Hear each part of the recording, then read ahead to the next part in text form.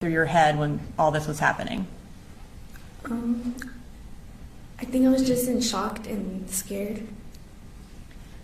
And were you afraid for your life that day? Yes. About how long did it take for law enforcement to get there? I don't know. Do you remember kind of what happened when you left your classroom that day?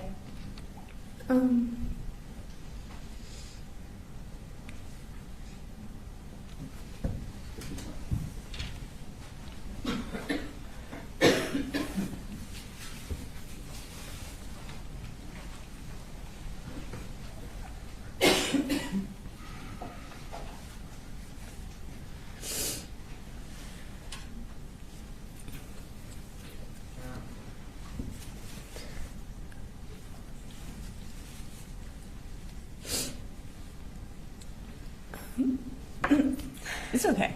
And if you need a break, just let me know, okay?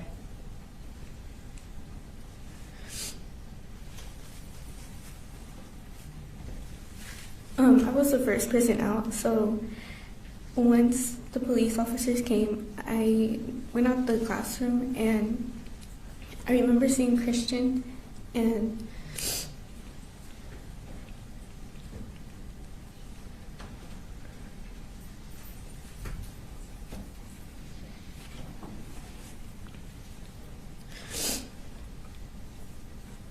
by the door there was like a wall pillar.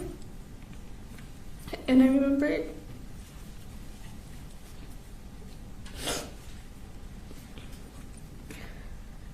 they sat me down, and that's when I had to call my mom. And then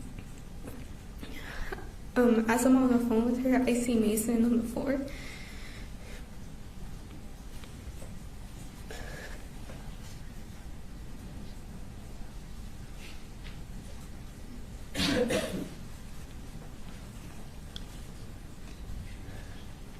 Did they take you to the hospital? How did you get to the hospital? By an ambulance. And where were you shot? On my left shoulder. Okay. Do you remember about how long you stayed in the hospital? For about less than a week. And did you have to have surgery on your shoulder? Yes. Can you tell me about how long it took before you could kind of have normal activities with your shoulder again?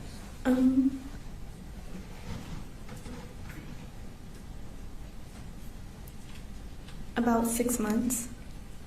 And was there anything that you weren't able to do that you normally did because of your shoulder injury? Yes. Play soccer. And were you on the soccer team? Yes.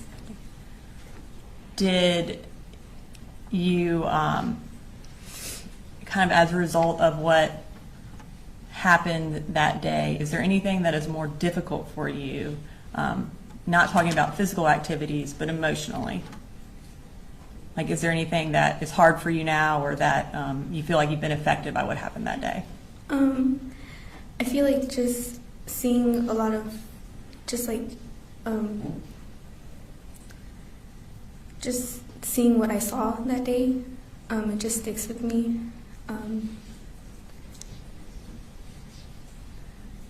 And not being able to trust certain people, or trust people.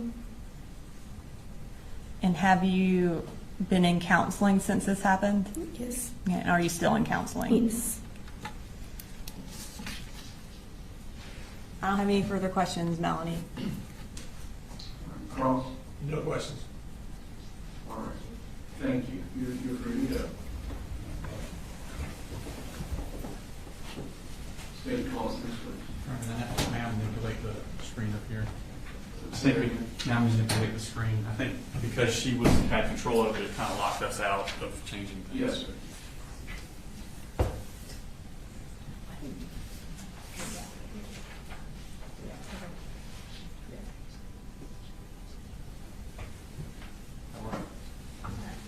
Yes, let me see the program. Pull up. Okay. And Judge, we'll manipulate it from our computer from here on out, because I think once the witness stand touches it, we can't take it down. And the state calls Mary Martin.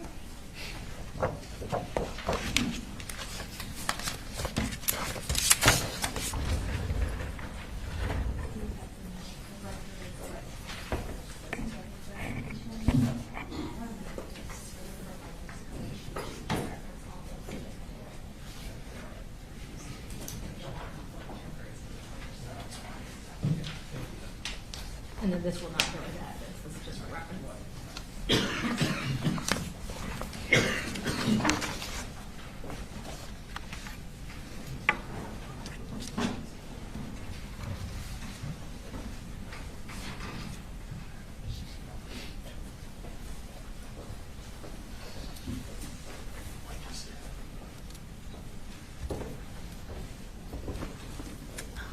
And Ms. Martin, if you'll go ahead and raise your right hand. Do you swear or affirm any testimony you're about to give in the matter now pending before the court is the truth, the whole truth, and nothing but the truth, so help you God? Yes.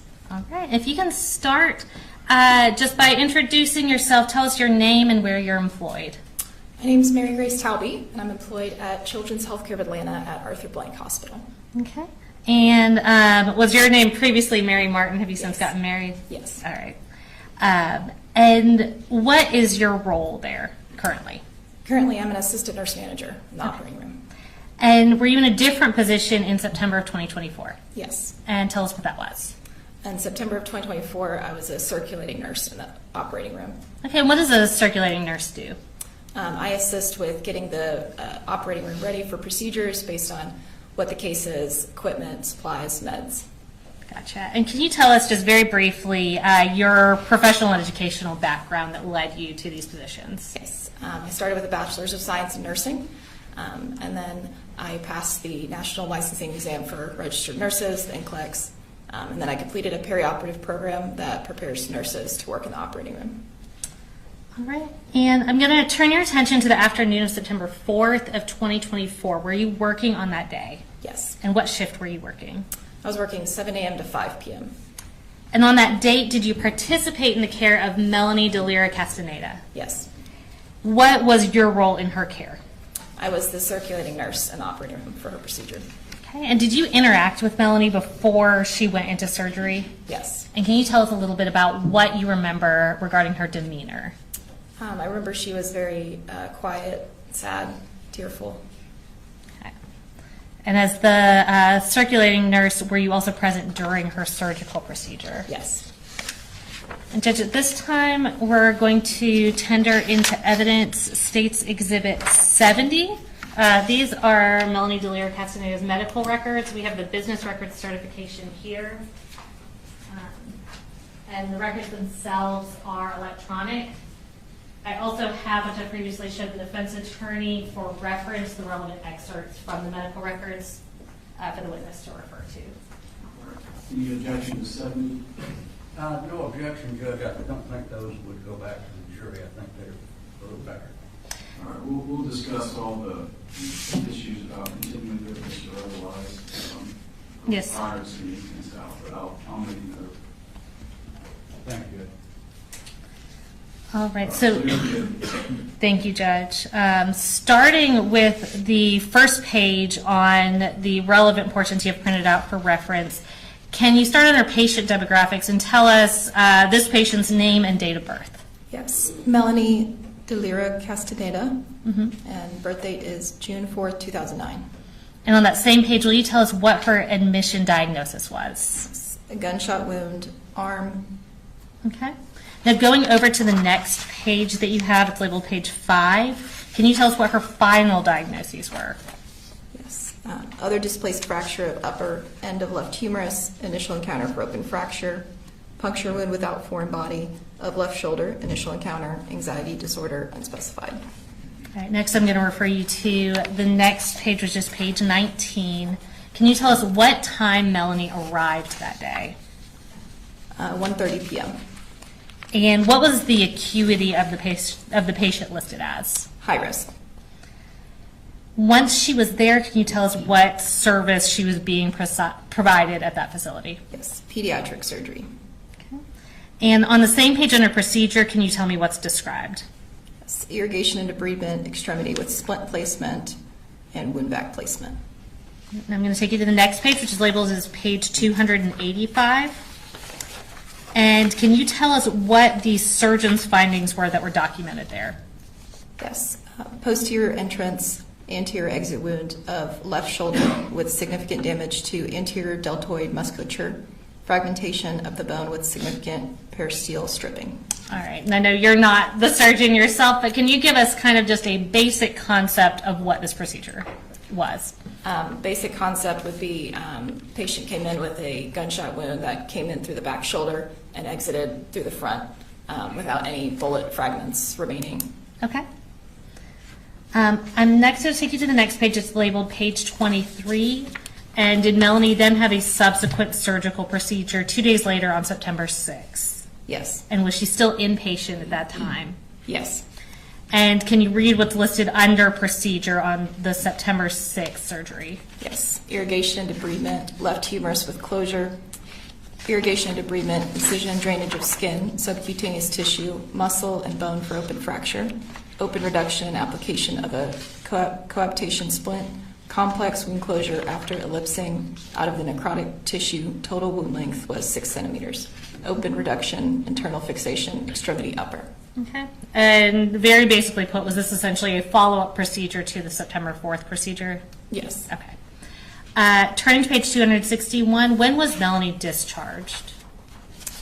September 7th, 2024. And lastly, I'm going to take you over to page 275. Prior to her discharge, did she have a psychology consultation? Yes.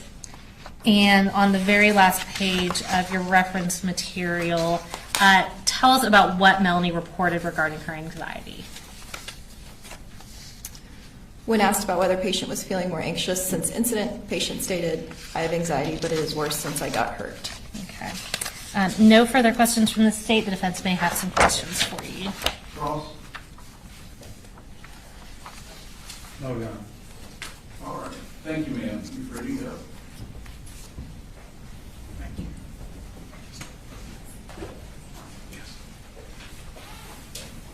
State calls next witness. The state calls Nautica Walton, and Judge, this next witness is a juvenile. All right. So to the media, same instructions, no recording, photographing, or otherwise the juvenile space.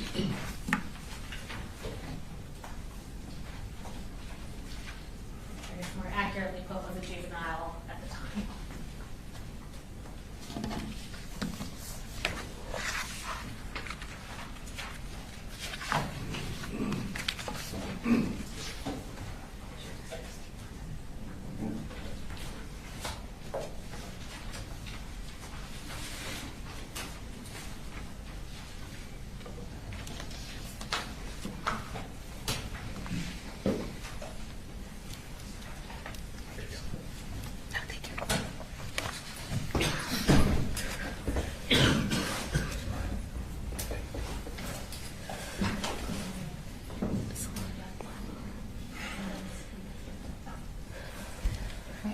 Hi, Nautica. I'm going to have you raise your right hand.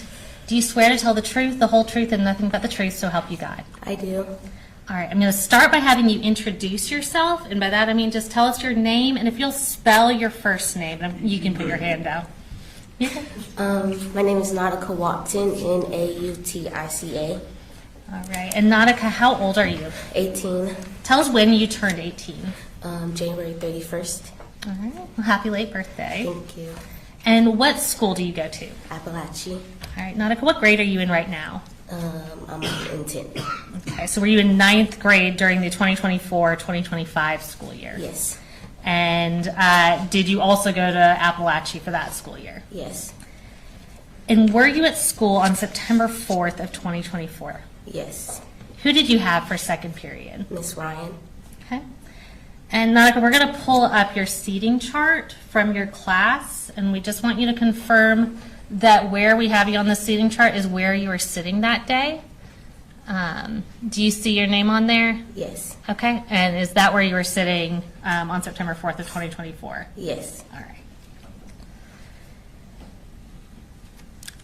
So, Nautica, I want you to tell me about when you first realized something was wrong that day. Like from second period. Yes, ma'am. When I had like entered the classroom and we were like sitting down for a couple of minutes, when I heard like a loud bang, that's when I noticed something was wrong. Okay. And tell us what you remember seeing and hearing after that first bang. When the first bang went off, I remember my teacher falling to the floor, and then Taylor in front of me. I remember seeing her fall down before I turned around and saw there was somebody at the door with a weapon, and then everybody else like fell down to the floor and like kind of ran closer to Miss Ryan and like gathered against the wall. Okay. How long did it feel like there was shooting going on in the classroom to you? I don't really know. It felt like it was like kind of fast, but at the same point, I felt like we were in there for a long time. Okay. And after it stopped, what do you remember? I remember Miss Ryan pulling me, Natalie, and Melanie to the side of the room and checking us to see if we were okay. And I remember Mr. Edwards and Mr. Edwards and Tyler going to the door to like barricade it. I remember Melody, she had blood all on her arm. I remember her blood was like getting on the side of me because I was like kind of like laying on the side of her.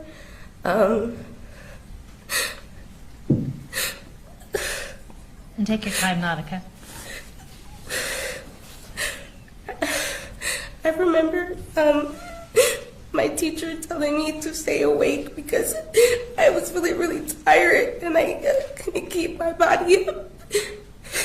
I remember Natalie laying on the floor saying that she was hit and crying with a big puddle of blood. And I remember just really like, I felt like a really hot spot at the bottom of my leg. And then I reached down and noticed that I got hit. And then my friend Brittany took off her jacket and wrapped it around my leg. And then I passed out after that. Okay. And Nautica, were you able to, or did you try to call anyone? I called my mom a couple times as soon as it happened. Our book bags were still at our seats. Usually when we first enter the class, Miss Ryan takes them up and put them behind her desk. But that day, me and Brittany kept our phones in our book bag. So after the incident had happened, I asked Brittany to get my phone while everything was going on because I couldn't move my body. I remember her crawling on the floor to go get it and bringing it back to me. And I called my mom several times, but I couldn't hear anything because everything was so muffled. Okay. So were you having trouble hearing after the shooting? Yes. Okay. And I'm going to show a few pictures to you. Did you look at these pictures before to make sure you recognized them? Yes. Same ones. And are those accurate pictures of your clothes that day? Yes.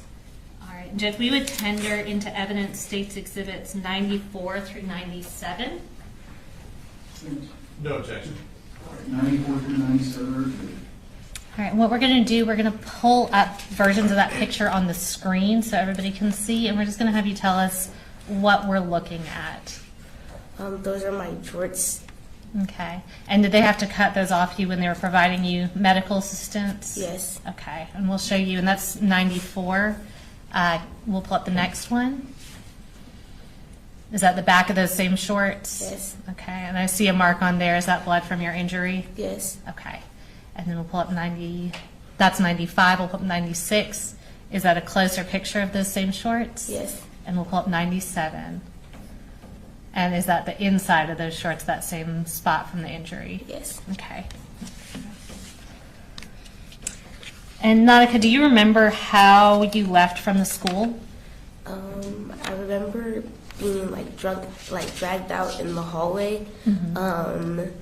I was kind of in and out of it, but I do remember like them cutting, like the emergency people like cutting up my clothes and like putting this like really tight bandage around my leg, and then putting me on a stretcher and carrying me out to the ambulance. And then once I got out there, I passed out again, and I woke back up when I was in the ambulance and we were driving. All right. And who else was in the ambulance with you? Melanie. Okay.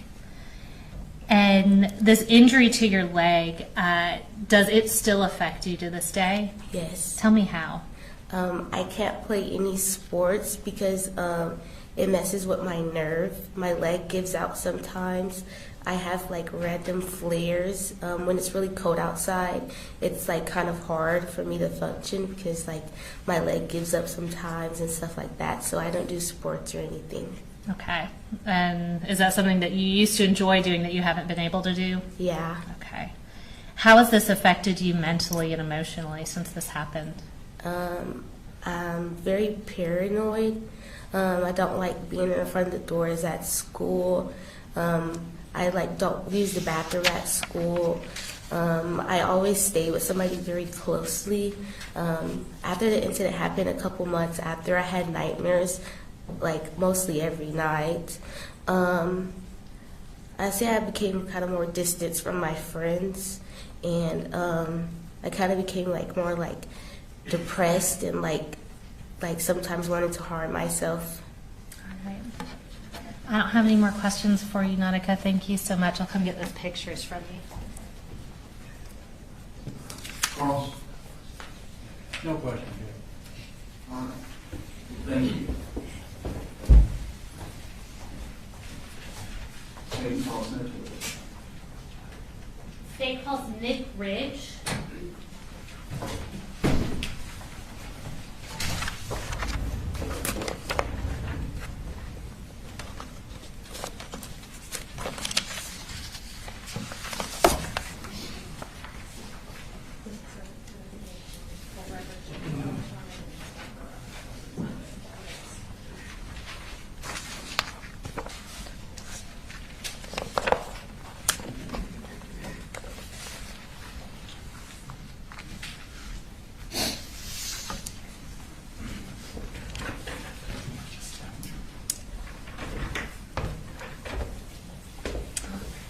Good morning. I'm going to go ahead and have you raise your right hand. Do you swear or affirm any testimony you're about to give in the matter now pending before the court is the truth, the whole truth, and nothing but the truth, so help you God? I swear.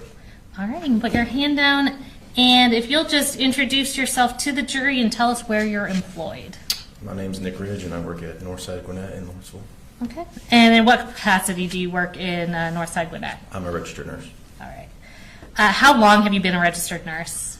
March of 2020, about 5 years. And where did you go to school? Nursing, I did at Augusta University. Okay. And what are your current duties as an RN there? Currently, I'm a critical care float nurse, so I work in the ICU and the ER. And were you working there in the same capacity on September 4th of 2024? No, at that time, I was a team lead in the ER and a trauma nurse. All right. Turning your attention specifically to the afternoon of September 4th of 2024, were you working on that date? I was. And what shift were you working? 7A to 7P. And did you participate in the care of Nautica Walton? I did. All right, I'm going to introduce under the business records exception into evidence Nautica Walton's medical records. The records are electronic on the hard drive. This is State's Exhibit 93, and this is the business record certification. And I'm going to provide for your reference some printed out relevant portions from those records. Any objection to that? Same objection, Judge, as to going out to the jury. We'll discuss that later. Manuscripts submitted in evidence. So regarding Nautica Walton, what role did you have in her treatment? I was the primary trauma nurse that day. All right. I'm going to get you to speak up just a little Sorry. bit. You're fine. There's a microphone right in front of you. So referring you first to that first page is labeled page 5 of the records. Can you give us her full name and her age as of September 4th of 2024? Nautica Walton, 16-year-old. And what time did she arrive that day? 11:17 a.m. Now, going over to page 6 of those records, can you tell us what the reason was for her hospital visit? A leg gunshot wound. Okay. Now, I'm going to have you turn to the next page. It should be labeled page 14 of those records. Can you read what was documented under history of present illness? Sure. Trauma Jasper 14 is a 16-year-old female patient assigned to room trauma 1 who presents to the ED with a gunshot wound to her left thigh. Per EMS, the patient was shot with an assault rifle but unknown caliber. EMS states that the patient was ANO 4 on scene and bleeding was controlled. EMS reports her most recent blood pressure was 92/56. The patient currently rates her pain at 10 out of 10. Okay. And what's ANO by 4? Alert and oriented. Okay. On the next page, page 15, can you tell us what was documented under lower extremity? Yeah. Penetrating injury to the posterior mid-thigh, no active bleeding, abrasion to the left proximal buttock and left upper thigh. Full range of motion, pulses, and sensation are normal. Okay. And did Nautica also get an x-ray? Yes. X-ray showed preliminary interpretation was done by Dr. James Smith. It showed no fractures or dislocations, no soft tissue abnormality, no bony abnormality, metal or metallic bullet fragments present. Okay. So are those metallic bullet fragments something that would show up on an x-ray? Yes. Okay. Going over to page 62, I believe that's the last page of that packet you have. Can you tell us what her spiritual care assessment narrative described about Nautica while she was at Northside Gwinnett? Sure. Nautica was shocked by her traumatic situation. She was joined by her foster mother and caseworker as well as foster siblings, ones that were in the same school. Nautica could not speak of what happened as she seemed to still be in shock. I made sure to turn the lights down, speak softly, and walked her through a meditation. We used breathing exercises and I held her hand. Later, I spoke with the next of kin to make sure that he used low lights and speak softly. I also mentioned the shocked state to the BH team. I also offered advocacy, presence, support, and prayer. Patient seemed to shake less and breathe deeper. Thank you. And lastly, was Nautica able to be discharged that day? She was. All right. No further questions from me. Ross? No question, Judge. All right, thank you, sir. You're ready to go. Thank you.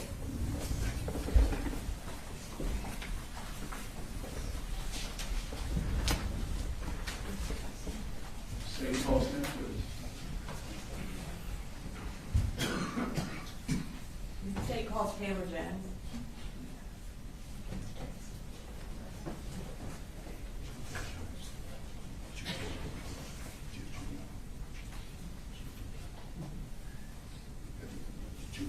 Your Honor, this is a juvenile witness.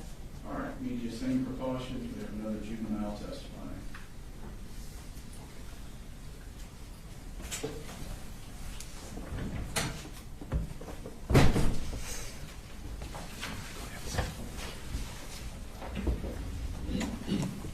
All right, Taylor, I'm going to ask you to raise your right hand. Do you swear to tell the truth, the whole truth, and nothing but the truth to help you God? Yes.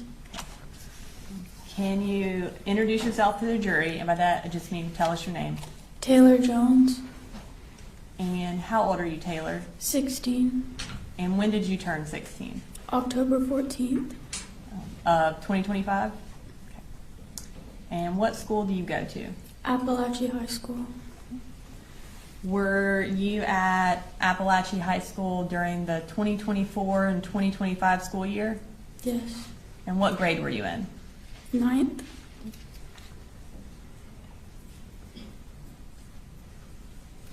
Did you go to school on September 4th of 2024? Yes. Okay. Do you remember who you had for second period? Miss Ryan, And what type of class was that? Algebra 1. All right. I'm going to show you a class seating chart. It's going to be right in front of you. Is that where that red circle is? Is that where you were seated? Yes. Okay. Do you remember if that was the first time you were seated there? Had your seating chart changed that day? Yeah. Okay.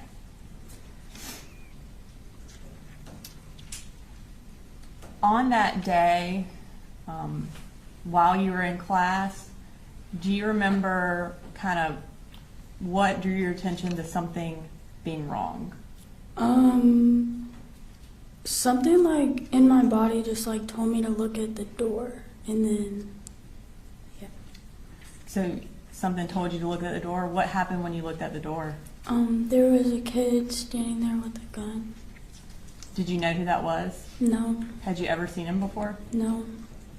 What do you remember about what he did? He like stood there and then he started shooting at us. What did you do when the shooting started? We all jumped to the floor. Do you remember when you realized that you had been shot? Yeah. And tell us about that. After I got shot, I turned to my friend Landon and I asked him to hold my hand because I was scared. And did he hold your hand? Yeah. Where were you when you asked him to hold your hand? I was in the classroom floor. What do you remember about being on the floor? Did you stay conscious or did you pass out at some point? I passed out at some point. What was going through your head when this happened? I don't remember. Do you remember being afraid? Yeah.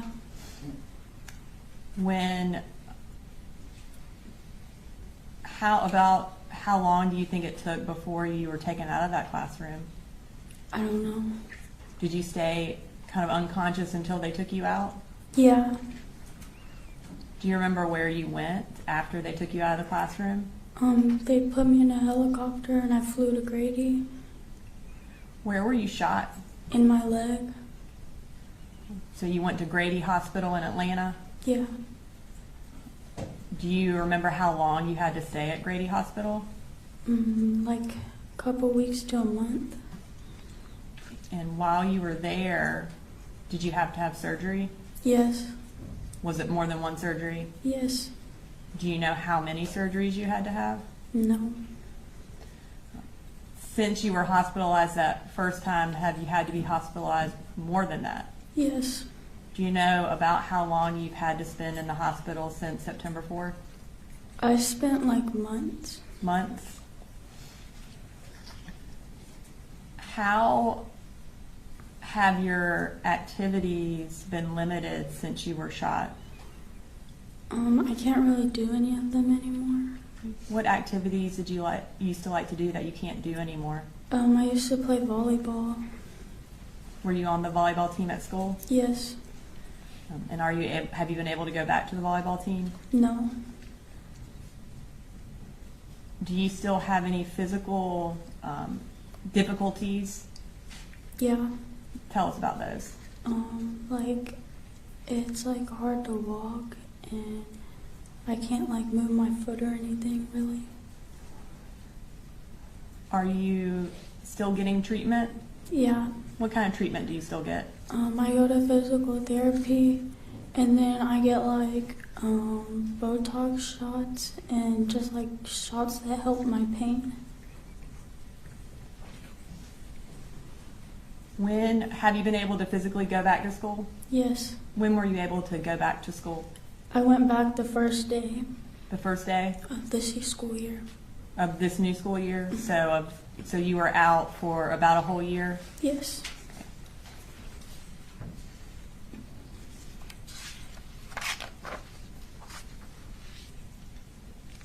In addition to having to go to physical therapy, do you also go to counseling? Yes. So beyond the physical injuries you've described and your physical limitations, can you tell us about how else this has affected you? I don't know. Okay. And that's okay. Are you nervous today? Yeah.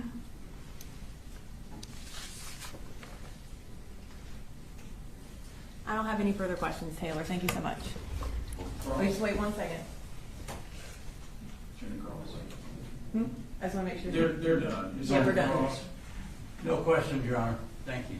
All right, thank you. Can we get briefly before we close? Yes, sir.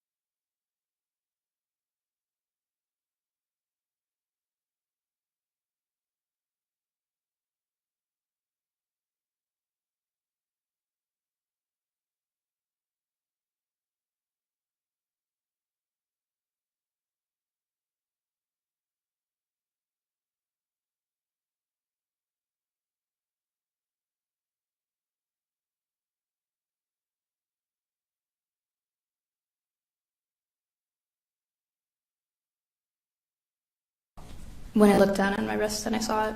What did you see? It was very blurry because it was very quick. Mm-hmm. I think I was subconsciously trying to not.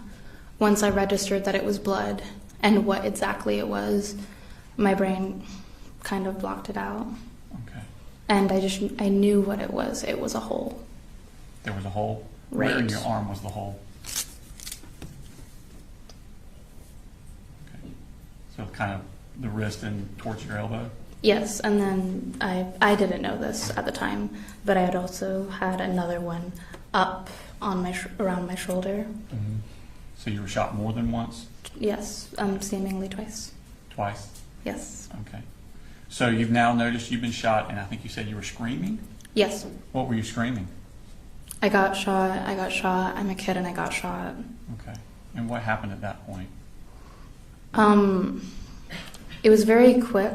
I think I fell over, or Miss Ryan was telling us to get down. Mm-hmm. I can't remember anything that anyone really said. I might have blacked out for a moment, but I was, at some point, I was on the floor and I was laying down. Okay. Where about in the room were you on the floor laying down? On the side of the wall. Okay. Was anyone with you? Yes. Who was with you? Miss Ryan. Okay. And what was she doing? She was holding my hand. I'm pretty sure she made a tourniquet. I wasn't really looking because I was trying to not see it. Mm-hmm. I think she was making a tourniquet, or she was covering my hand so that I wouldn't see it. Could you repeat the question? That's fine.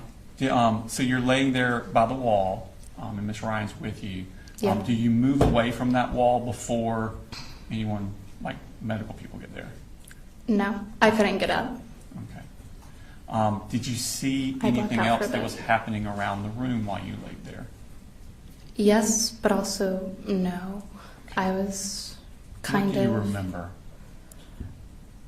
I remember afterwards when things settled down, Mm-hmm. I was looking around the room. I saw the plushie that I would use, what's it called, as like a fidget toy, Mm-hmm. across the room, and it was laying down, and there was a splatter of blood on it.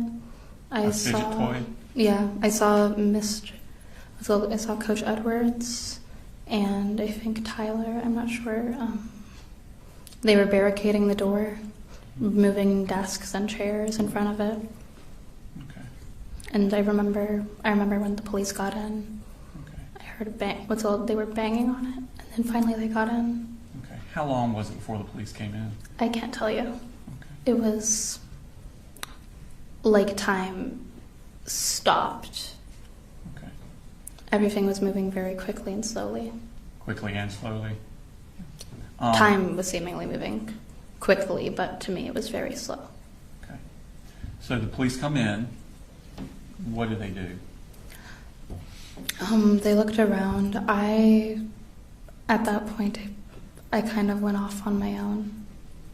Do you mean And physically or mentally. Mentally. And the next thing I know, they were picking me up by my arms and legs, and they were taking me out and putting me on a stretcher. Okay.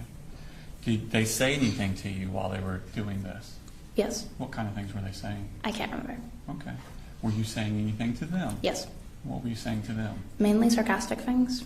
I was trying to distract myself. What type of things were you saying? I remember my Crocs. They were starting to slip off, and I asked one of them to try and push them back on, but I didn't communicate that correctly, and so I instead ended with them like thinking I wanted them to take them off, so they were thrown across the room, and I thought I would never see them again. They took your Crocs off? Yes. Okay. Were you worried about anything while Yes. they were doing? What kind of things were you worried about? My friend, Lorelai, she was only her class was only around the corner, and I was worried Okay. that her class had also gotten shot, and I was also worried that I was going to die, and how that would affect my parents, Okay. because my dad has a heart problem. Okay. Did they put any sort of What did they do to treat you there at the school? They put a tourniquet on me. I know they gave me pain medicine. They talked to me. The paramedic that was with me, they talked to me, and it helped me. It helped distract me. Okay. How did you leave the school? By an ambulance. Okay. As you were leaving the school, did you see anything? Leaving the school, Mm-hmm. not As the you build, were not the being building. Taken out of the building. Taken out of the building. Yes, I saw Colt Gray. He was on the floor with his hands behind his back. Had you ever seen him before? No, Okay. Did you know who he was? no. Okay. I remember thinking. What did you think when you saw him? I saw red. I was very mad. I hadn't even processed it as a kid. When I thought about who would do this, I was thinking maybe an angry parent, some kind of alumni that had a bad experience at the high school, terrorist attacks, anything. I did not think another student that had no reason to be in my school with a gun. Did you say anything to him when you passed him? Yes. What did you say to him?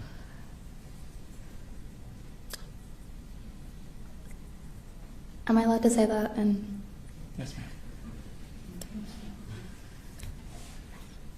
you fucking asshole! I swear. I'm pretty sure I said I swear I'm gonna fucking kill you. I said a lot of curse words, and I was very angry, especially at the time, because I thought that they were going to have to amputate my my upset. hand. Okay. Yeah. So they take you outside. And I Is the remember ambulance- yelling at him that we were kids. Okay. Because we were kids. When they take you outside, was the ambulance close to the building? Yes. Okay. And they put you in the ambulance. Was anyone else in the ambulance? For a bit, yeah, because they moved me to a different ambulance, yes. Okay. Who was in the ambulance with you? Taylor. Okay. Taylor Jones? Yes. Okay. At some point, where does the ambulance take you? Tell me about your trip in the ambulance. The first one I was in for a bit, they did leave me alone. Mm-hmm. I'm pretty sure to help take care of Taylor and the others. Okay. I remember they asked me who the girl who was in the ambulance with me was, Mm-hmm. and the only description they gave me was that she was blonde, and so I thought she was another one of our classmates, Jalen. Jalen. Mm-hmm. So Yeah. you gave the wrong name? Huh? Yes, I did give the wrong name. And so at the end, I remember I was kind of fidgeting with my own brain. Okay. How long did it take you to get to the hospital? I'm not really sure. It felt like forever. And what hospital did you go to? Do you know? Northeast Georgia and Gainesville. I'm sorry. That's fine. What happened? Do you remember being at the hospital? What happened Yes. when you arrived? At first, when I got there, they took me out of the ambulance with the stretcher that was with my head, like going outward, so it was my head first. They took me to an ER, and I remember they were assessing me. There was there was a chaplain there, and she said how she was a chaplain and how she was pretty much there to act as like my semi-guardian while my parents were there. Had your parents arrived yet? Do you know? No, I'm not sure my parents had been informed yet. I don't really know, but they weren't there, at least while I was conscious. Okay. Did you have any surgeries? Yes. Okay. And how long were you in the hospital after the surgery? About a week. About a week. And do you know what types of surgery you had? I don't know the exact names of them, but I do know what happened, and I semi know what happened with them. In Okay. them. Did the doctors kind of explain to you what they were doing? Yes. What did they explain to you? On September 4th, they didn't explain what they were going to do or what they were doing. I didn't meet the doctor that operated on me until afterwards. Okay. And what did he tell you he had done? I can't really remember the exact medical terms. I know they had I don't tried need medical some terms, things, just but I need teenager terms. they had. What was your police- understanding of what they had done to you? They had taken some cadaver nerves out of someone else and given me and grafted them onto mine because I had a big because my nerves were severed. Okay. The one that was around my wrist, and also we didn't figure this out until a couple months later, but also one up my median nerve, I think is it's called, up around my shoulder was also. Okay. You said you were They in the closed it and they fixed it. You said you were in the hospital for a week after that surgery. Did you have other surgeries during that week? No. Okay. When you came, did you come home after that? Yes. When you were home, was there any issues with your arm? How did your arm feel? How were you able to use your arm? I couldn't, and I didn't feel it. Okay. Were you in a cast? No, because they had to. I had gauze and stuff, and it had to be changed out every day. So I wasn't ever in a cast. I was in a brace/splint, Okay. and they'd have to unwrap it daily, so that way. Were you able to use your hand? No. Okay. It was after the surgery. I had to look at my arm just to know that it was attached to my body. I was about to ask, could you feel your arm? No. What's it called? It wasn't. For a bit, I had trouble because I couldn't even let it hang down. I had to carry it, and I would have trouble doing that for a bit. At some point, I got used to it because it felt like a dead limb. Okay. Were you able to go back to school during this time? Right after you got out of the hospital? No, and the schools weren't open yet. Okay. Did you ever have to go back for a follow-up surgery? Yes. How long after you came home from the first one did you go back for the follow-up? My second surgery was on September 2nd, 2025. So a year later? Yes. Oh, okay. They wanted me to heal as much as I could by myself before they went in, and they did anything else, because if I could heal by myself, they didn't want to put me through the... Okay. Well, then let's go back a little bit then. During that year, did it start getting better, your use of the arm and the feeling in your arm? Yes. Okay. Tell me about that. Tell me about that. So for, I want to say maybe 2 or 3 months, I couldn't really do anything with my hand. I had to have to use my mouth as a second hand. You used your mouth as a second hand? Okay. Yeah. I can't tell you exactly how many months from the shooting it had been till I was able to move I could semi-move my fingers afterwards, but it didn't feel like it. My brain was sending the signals to my hand, and they were receiving them, but I couldn't really tell. It felt like they weren't moving. Okay. And it wasn't until I look at it and I'd see that it was moving that I knew, oh, that is working. Were you doing physical therapy at this time? Yes. What kind of things were you doing for physical therapy? It was a lot of stretches in the beginning. I couldn't physically move my hand. I couldn't move my wrist until maybe 6 months, maybe. I'm not sure. That's probably not the correct time span. I couldn't move my wrist. It's called move my wrist at all by myself. By myself, moving it up or down. Okay. And so at some point you went and had this second surgery in September 2025. Yes. What were they telling you they were going to do? They took sural nerve from my left calf, a sensory nerve that I didn't really need, and they mixed it in with with the cadaver nerve nerve graft they had given me on September 4th, because since it's sural nerve, it's on foreign DNA. Okay. And so my body was less prone to reject it. Since it was yours, it was. Okay. Yes, because I'm the cadaver nerve. How long did you stay in the hospital after that surgery? I left the day of. Day of. Okay. Yes. Since that time, have you noticed a difference? Has it been getting better? Yes and no. Okay, well, tell me about the yes first. I'm using my hand more. Even if you see now, I'm actually fidgeting with my hand. Okay. Before, it would just kind of sit off to the side, or I'd sit it in my lap and only use my right hand. Okay. I'm able to use it more now. Can you feel better? But also, Can you feel your fingers better than you did before the surgery? I want to say yes. It hasn't been long enough really to see any effects. The main thing that I notice after the surgery what's called now is like it's now fully healed because after it was a lot after the surgery it was a lot of waiting, you know, just for it to close up and me to get back to what I was doing before I had it. And then like I want to say I use my hand more now. Okay. And you also said no, it's not better in some ways. What was that? Just that I can't see, like how people's their faces change a lot with a lot over time, but you don't really notice that change in your face, but everyone else will. Okay. Just because I'm living with it every single day, I don't really notice because it's gradual and small over time.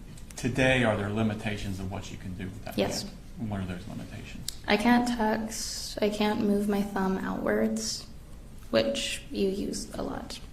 Opposable thumbs are important. Yeah, I don't have an opposable thumb. My thumb can go Okay. like that. I don't have complete independent finger function. Mhm. If you see, I can't move my fingers. So you can't move one at a time? Yeah, they Okay. can't. They can move together, but Okay. which makes doing a lot of fine motor tasks extremely hard. I can't tie my shoes. How stuff about like that. pain? Is there any pain today? Today, no. It was after the shooting, I had a lot of pain, and it slowly quieted over time. When I do have it, it's not constant and consistent. It's like sharp and like sporadic. Like, I'm trying to think of an analogy, but I can't find one. Just, it happens sporadic and randomly sharp pains in my wrist, my thumb, and stuff like a needle coming out of my skin. Okay. So Natalie, we talked a lot about your physical limitations and healing. What about your emotions? What were they like directly after? Did you have some emotional issues after this? I'd like to say yeah. I'm sorry. I'd like to say yes. In what way? Afterwards, I couldn't place where my emotions were. If you told me how I was feeling, I would say I was okay or I'm fine, because I couldn't find the correct adjective to use. Okay. I guess now I would use the word distraught, dazed. Okay. I couldn't. I had PTSD afterwards. Even now, my brain now goes towards possibilities, and just everyday things. Driving, I think someone could crash into our car right now, send us flying off the road, and we could all die. When someone knocks on the door in my classroom, I think, do they have a gun? Before I think, oh, it's Alex coming back from the bathroom. I'm just using a random name. We talked about you doing physical therapy for your physical limitations. Are you doing counseling for your emotional issues? Yes. Okay. And how's that going? It's going good. I haven't had any in about 2 months, but that's just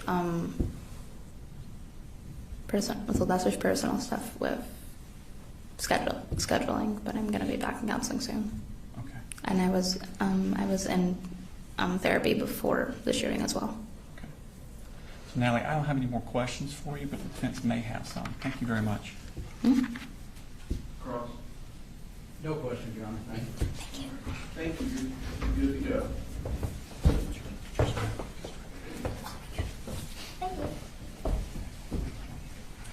Call us next week.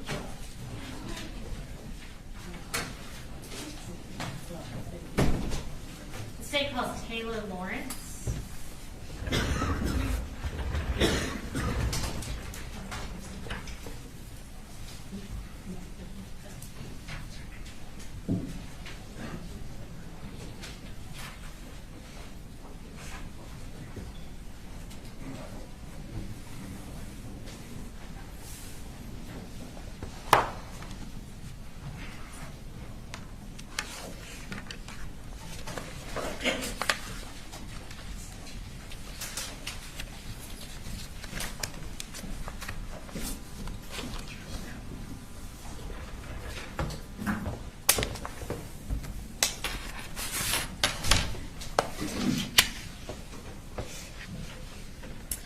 if you'll go ahead and raise your right hand.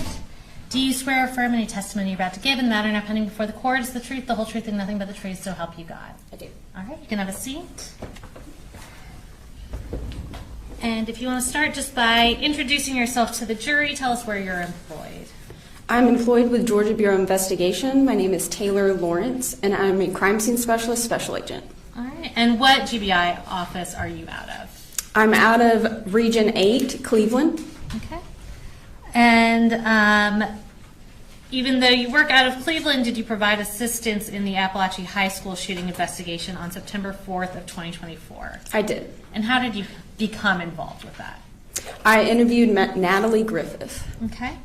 And where did you respond to do that? I was told that there was a victim at Northeast Georgia Medical Center in Gainesville, Georgia, and at that time I didn't have a name. And once I got to the hospital, that's when they told me and showed me to where she was in surgery. All right. And in your capacity at the GBI, was your office and other outside offices coming into Barrow County and the surrounding hospitals to provide assistance to law enforcement on that day? We did, yes.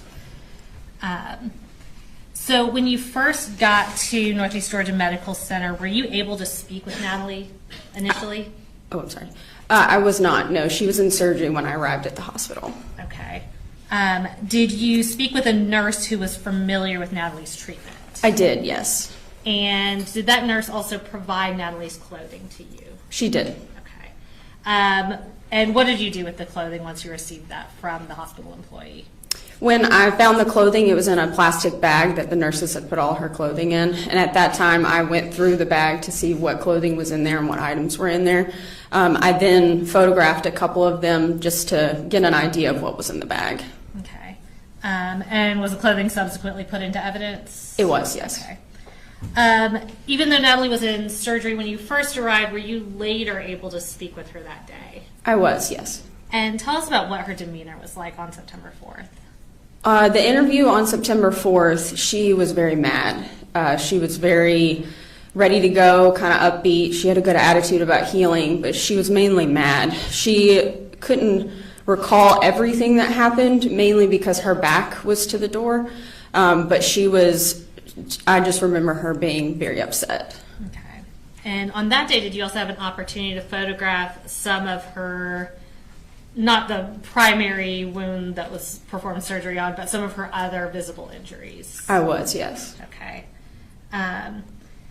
And before we go into the pictures that you took, did you speak with Natalie a second time on a subsequent day? I did, on Friday. Okay. So that'd be 2 days, I guess, after the shooting? Correct. And tell us about her demeanor that day when you saw her that second time. During the second interview, she was much more soft-spoken. I had to kind of ask her more in-depth questions to get her to talk about it. She seemed more traumatized, like it had set in what had actually happened to her. And her and I actually had a cry spell together as well. So. Okay. So it was an emotional time for everybody involved. Okay. Yes. I'm going to show you what's been marked as States Exhibits 80 through 92. And if you'll just flip through those and tell us if you're familiar with those photographs.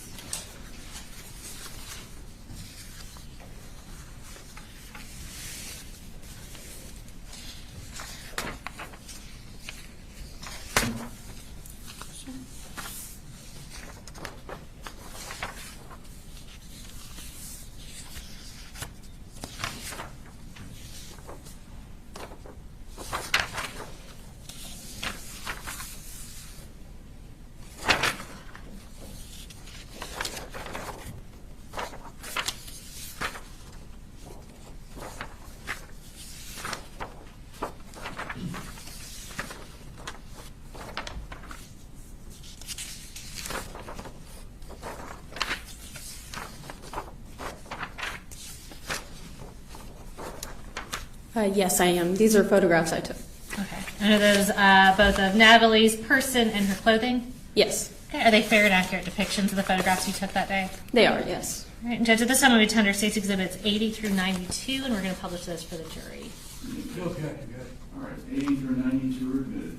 All right, we're going to pull these up on the screens. It should appear behind and in front of you, and we'll just talk through one by one. We're going to start with State's Exhibit 80. Will you tell us what that's a photograph of? This is a photograph of the injuries to her right hand. Okay, and by her you mean Natalie Griffith? Yes, sorry. Okay, you're fine. And we'll go on to 81. This is just a different angle of that same hand.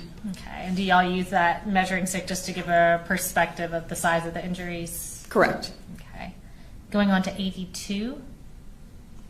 This is a photograph of Natalie Griffith's chin. Okay, and these are injuries sustained during the shooting? Correct. Okay. And 83. This is just a different angle of that same injury. Okay. 84.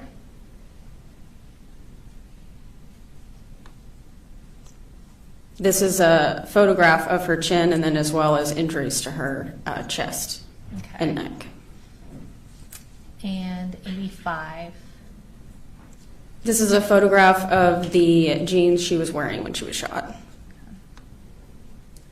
And 86. This is a photograph of the back of the jeans. Okay. And 87. This is a photograph of the t-shirt that Natalie was wearing when she was shot. Okay, and we see the damage done to the shirt. Is it your understanding that damage is from the shooting? I believe part of it is EMS. When they responded to her, they cut some of the shirt, but that is the area where the bullet wound was. And then there's also a hole near the neckline as well that is a bullet defect. Okay. And 88. This is the neckline bullet defect. All right. And can you point on that screen behind you? And it's kind of hard with the black shirt where that defect is. Perfect. Thank you. And 89. This is a photograph of the inside of the t-shirt. I'm just photographing all sides of this defect. Okay. States 90. This is the bra that Natalie was wearing. Okay. And 91. This is a mid-range view of a bullet defect in her bra. Okay. And 92. And here I'm just showing how large the hole was.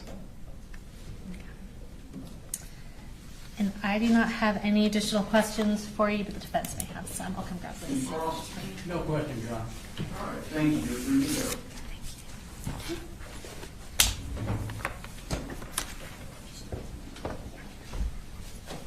It's about 10:30. Why don't we go ahead and take a 10, 15-minute restroom break.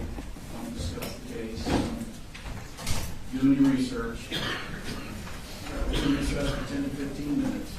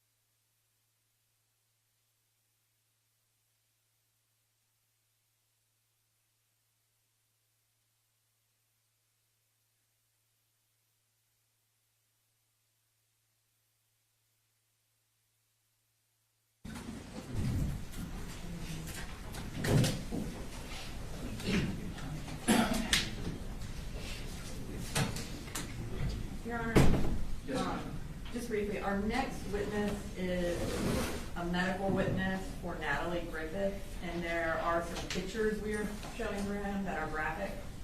So I just wanted to, I guess, put it on the record for the purposes of the media, not recording it, and for anyone in the audience to know that there will be some graphic pictures being shown.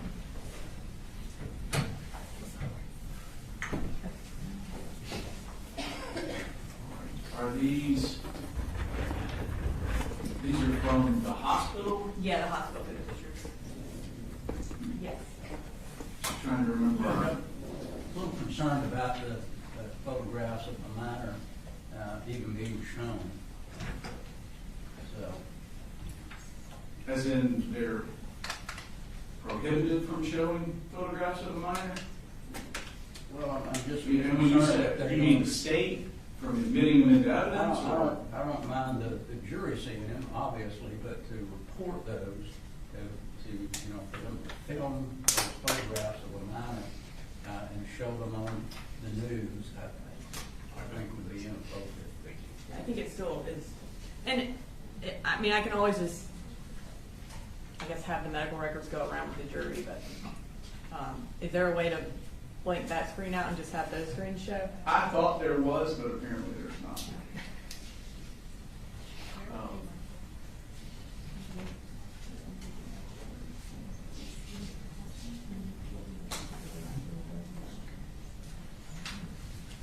Let me preview the Would you like to see those photographs, maybe? Yeah, I'm good. I'd like to preview.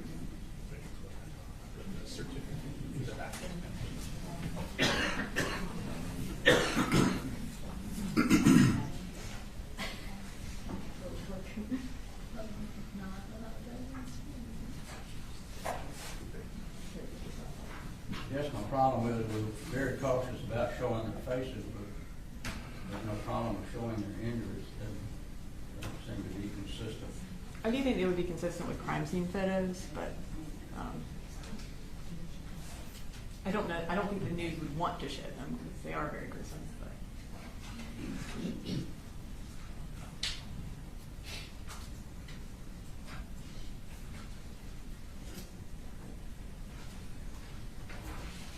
All right. Yeah, I don't know that they were discussed directly on point at our Friday motions. Having viewed the photographs, I would agree that they are not likely something that the news would publish or broadcast. I don't see any benefit to the general public via the media seeing these photographs. So I'll go ahead and direct the media not to record or transmit the photographs, as at least a couple of them are very, I'll use the word gruesome.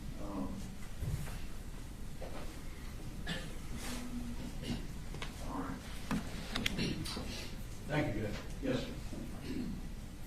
Are we otherwise ready for the jury if they're ready? yes, Your Honor. Can we have 2 minutes? Yes.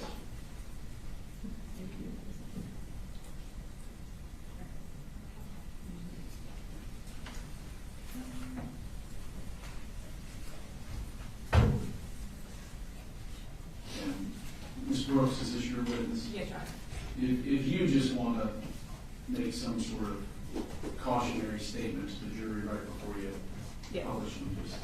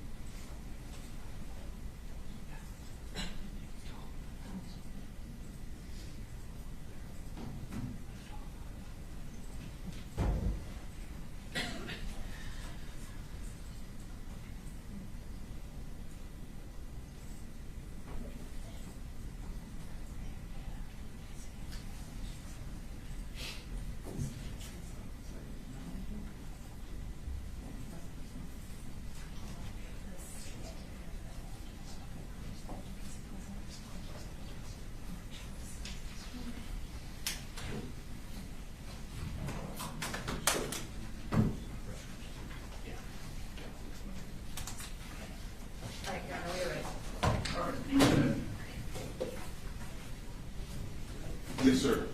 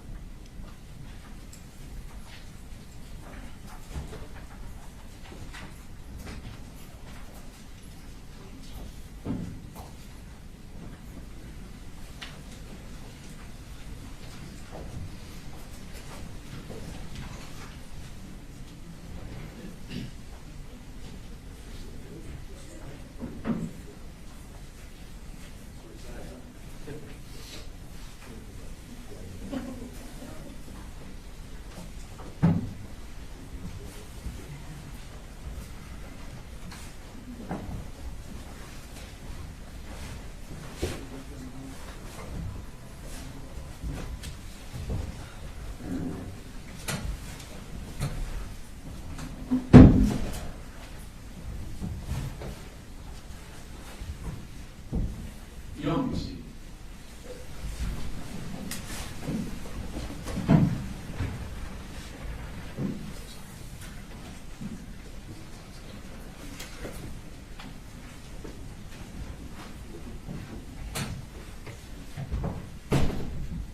Sorry, we have a minor technology issue we had to work out. State calls next week. The state calls Sydney Garner.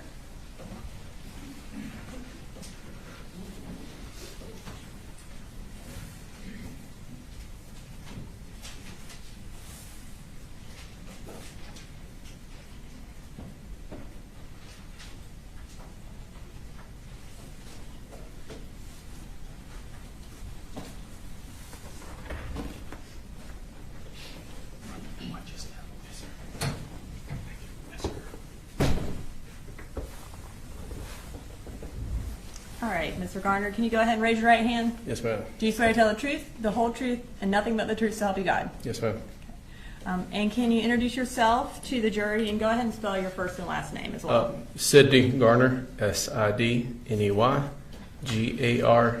Garner.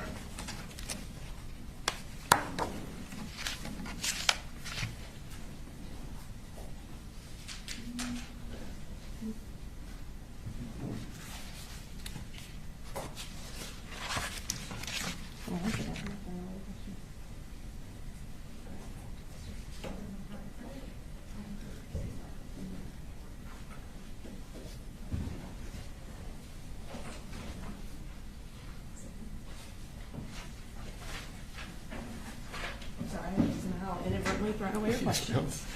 All right, so tell us what you do. I'm a registered nurse at Northeast Georgia Medical Center in Gainesville in the emergency department. Okay. And how long have you worked in Gainesville? I've been in Gainesville for 10 years. And have you worked anywhere else as a nurse? Not as a nurse, I was a paramedic for 10 years prior for Gwinnett County Fire. Okay. Can you tell us about your education that, I guess, allows you to be a nurse? I received my undergrad at the Alabama. That was my BSN. Then I got a master's at the University of Alabama at Birmingham. Okay. And they still let you work in Georgia? Yes. All right. So you said that you were fireman and EMT prior to becoming a nurse? Yes, ma'am. In that profession, did you have the occasion to come across emergencies, gunshot wounds, that sort of thing? Yes, ma'am. Okay. About how many of those types of incidents where there was a crime committed or someone had been shot did you come across? Countless. I couldn't put a number on it. Yes, ma'am. Now, you indicated that you work at Northeast Georgia in Gainesville, and you indicated that you are an emergency room nurse. Can you tell us what that means? Like, what do you do? I'm currently an assistant nurse manager. I've got 30 employees under me in the department. I'm also one of 18 shock trauma nurses in the department that has specialized in trauma and shock patients. And tell me how that differs from being a regular ER nurse when you're dealing with shock trauma patients. Specialty training, extra meetings every month as well. Okay. And is there a shock trauma nurse on every shift? Yes, ma'am. Okay. I'm going to turn your attention to the afternoon of September 4th of 2024. Were you working on that date? Yes, ma'am. And what shift were you working? I work 11 a.m. to 11 p.m. And what was your role on that shift? My role on that shift was team lead that day. I was over what we call the A area, or our trauma area in the department. And as team lead, what is your job? My job was to oversee the nurses, 4 nurses in that zone, to oversee 10 patients in that area as well. So was there a separate shock trauma nurse on duty? Yes, ma'am. Okay. Did you participate in the care of Natalie Griffith that day? Yes, ma'am. And how did you end up participating in her care? I was the lead charter in the room when she arrived. Okay. And did you sort of take over the role of shock trauma nurse as well? Yes, ma'am. The shock trauma nurse that day was a newer nurse, and the charge nurse had asked me to take on that position due to the news of a potential shooting in the area. And was that kind of based on your previous experience as an EMT and firefighter that you Yes, can handle ma'am. this type of situation? Yes, ma'am. What do you remember about Natalie's demeanor that day? I remember her when she came in, she was calm, especially for a 15-year-old. And was she asking for anyone or doing anything? She asked for her mother multiple times. At this time, I'm going to go ahead and introduce into evidence State's Exhibit 79, which are Natalie Griffith's medical records. And we're introducing them under the business records exception. Yes. All right, 79 is admitted. Thank you, Your Honor. And I'm just going to hand these to you in case you need them when you're Yes, answering ma'am. questions.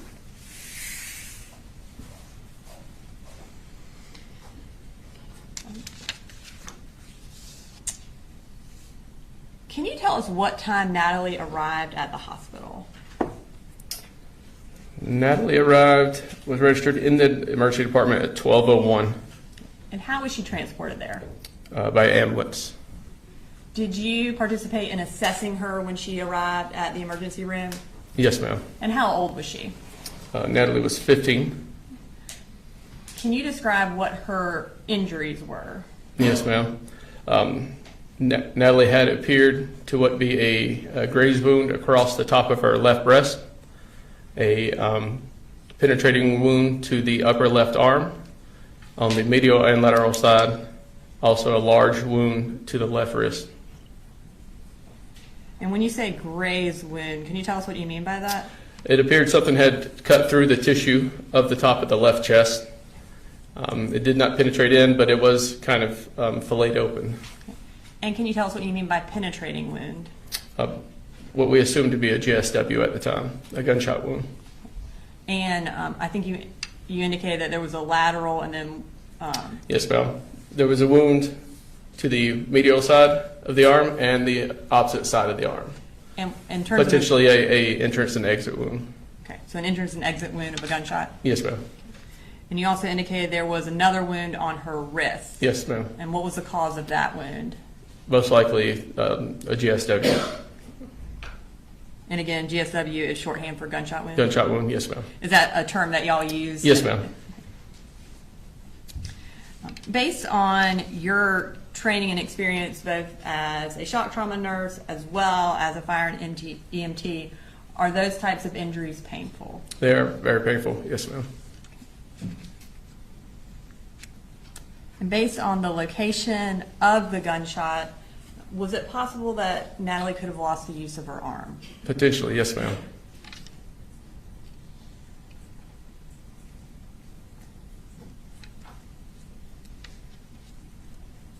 During the course of her treatment, were photographs taken of her injuries? Yes, ma'am. And were those taken at the hospital? Yes, ma'am. And were they also made part of the medical record? Yes, ma'am.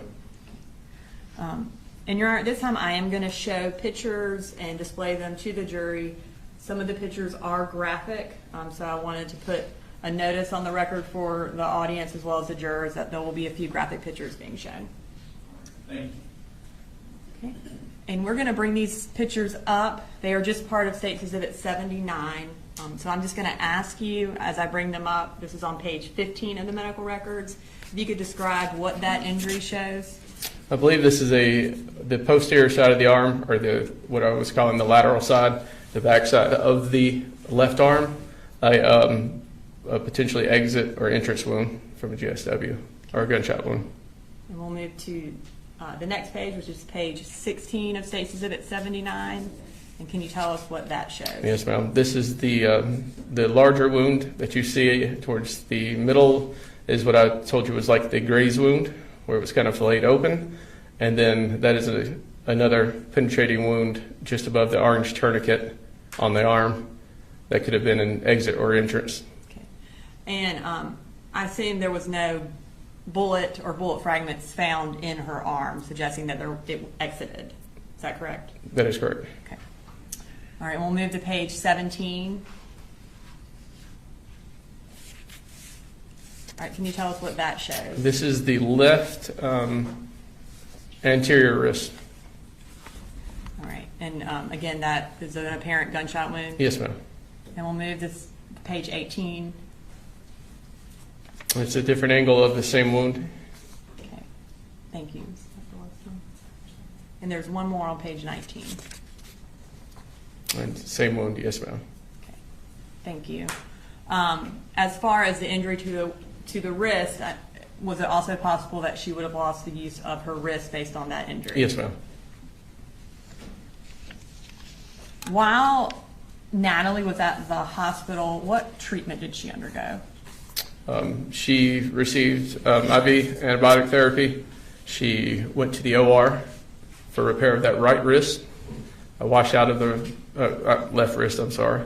Washed out of the left arm as well. And then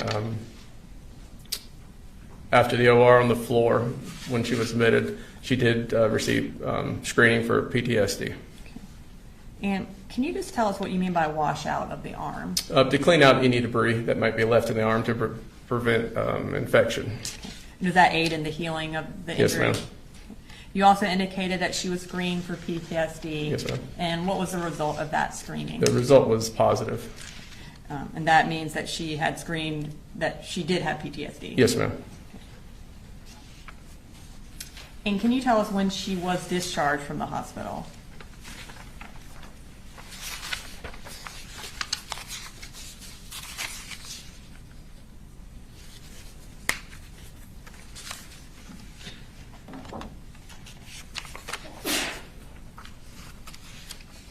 I believe it's on page 1.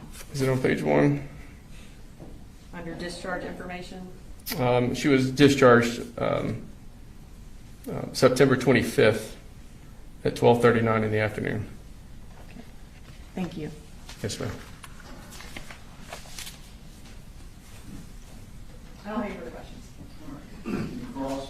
No questions. All right, thank you, sir. Thank you.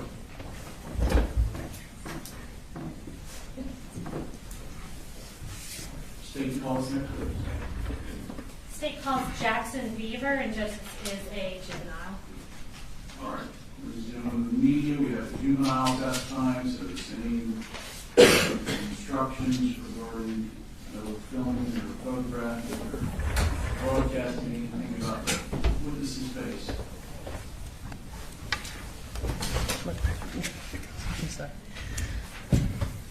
All right, Jackson, I'm going to go ahead and have you raise your right hand. Perfect. Do you swear to tell the truth, the whole truth, and nothing but the truth, so help you God? Yes, ma'am. All right, you can put your hand down. And I'm going to start by having you say your name, and if you'll spell your first name and your last name. My name is Jackson Thomas Beaver. Okay. It's spelled Jaxson. And how do you spell Beaver? Beaver. Thank you. And Jackson, how old are you? I am 16, about to turn 17. Okay. So you're about to turn 17. When's your birthday? June 12th, 2009. All right. And Jackson, did you used to go to Apalachee High School? No, I mean, I was new to the school. You whenever were it new to the happened, school? Okay. So did you go to Apalachee for a short period of time? Yeah, Okay. And was that your freshman year of school? yeah, it was. And was that last school year, so 2024 into 2025, that it would have been that year? Mhm. Okay. So let's talk about September of 2024. Were you going to Apalachee then? Yes, I was. Okay. And did you go to school on September 4th of 2024? Yes, ma'am, I did. Okay. Do you remember who you had for second period? I had Miss Ryan. Mm-hmm. And what I'm going to do is we're going to pull up your class's seating chart on that screen in front of you. And we're going to have where we believe your desk was circled. Uh-oh. Hold on. Do you remember where you were sitting that day? Yes. Okay, so why don't you check out that seating chart and you see where your name is circled? Is that accurate to where you were sitting? Yes, it is. All right, thank you. And Jackson, on that day, did something bad happen when you were in Miss Ryan's class? Other than the obvious, nothing. Okay. And when you say the obvious, why don't you tell me when you noticed that something was wrong? Whenever I came to school, I noticed that the Wi-Fi wasn't working Okay. and everything was feeling just a bit off Okay. to me. So you're kind of having an off day going into it? Yeah. Okay. And so you get to second period and you're in Miss Ryan's class, and what happened then? Me and this other kid, we were both reviewing our work, and then the kid came through the door and just started doing everything. Okay. And Jackson, when you say doing everything, what do you mean? He started shooting. Okay. What do you remember noticing when that started? I remember just chaos happening, people throwing chairs, screaming, people on the floor. Okay. Do you remember what you did?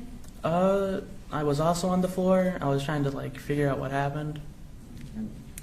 And if you had to guess in your mind, how long did that shooting go on for?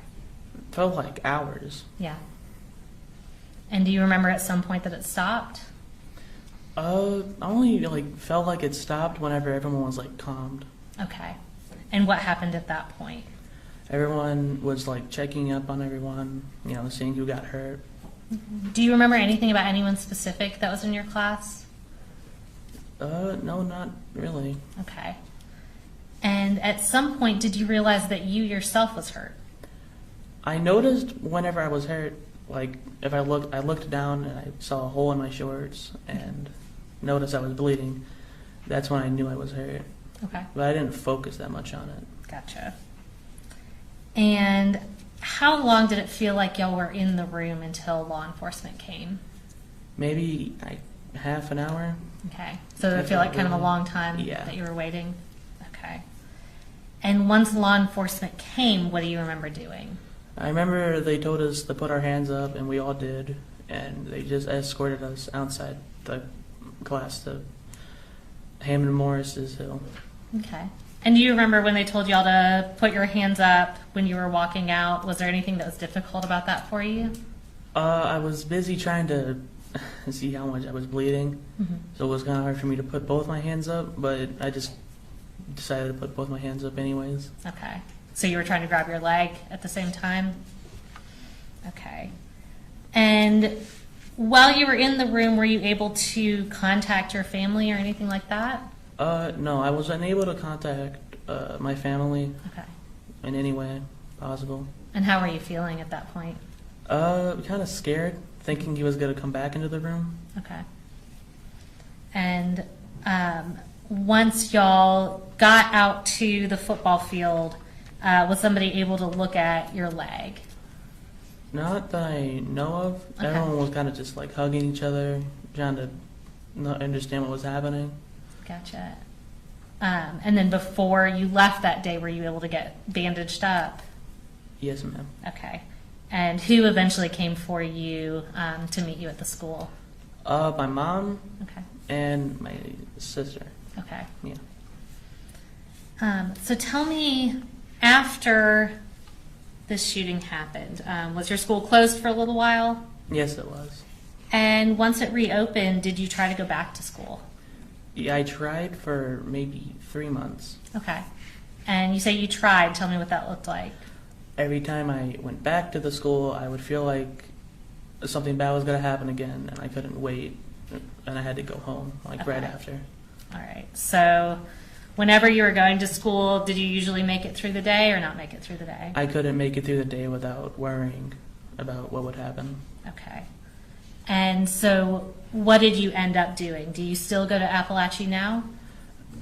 We eventually just gave up on going to school, Okay. and we were trying to get us back to school. We were trying to get me back to school. Okay. And when you were at school at Apalachee, I know you said you were new to the school since you were a freshman. Had you started with any extracurricular activities? I was in marching band, and I was gonna probably sign up for boxing. Okay. And did you enjoy marching band when you were in it? Yeah, I loved marching band. It was really fun. Okay. So you said that you weren't able to stay in school because you couldn't get through the day.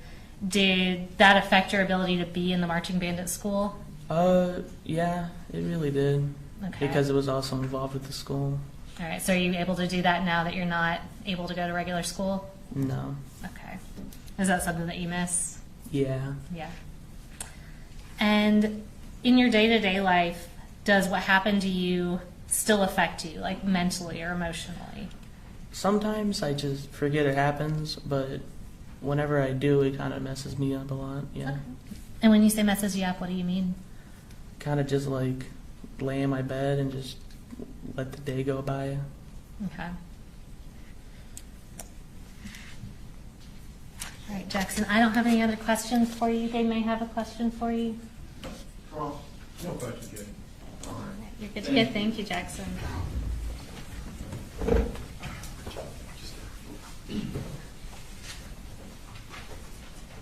State calls next, please. The state calls Ronaldo Vega, and he is also a juvenile. All right. You have the same juvenile instructions here.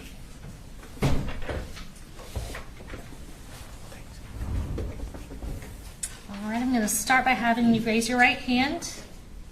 Put your hand up. Perfect. And do you swear to tell the truth, the whole truth, and nothing but the truth, so help you God? Yes. Okay. And will you introduce yourself? And by that I mean just tell us your name, and if you want to spell your first and last name for us, and you can go ahead and put your hand down. My name is Ronaldo. It's spelled Ronaldo. Okay. And what's your last name? Vega. And how do you spell that? Vega. Thanks. And Ronaldo, what school do you go to? I go to Apalachee. Okay. And how old are you? 16. So what grade are you in right now? Sophomore. You're a sophomore. And so were you also at Apalachee during the 2024 to 2025 school year? Yes. Would that make you a freshman last year? Yeah. Okay. And were you at school on September 4th of 2024? Yes. Who did you have for second period? Miss Ryan. Okay.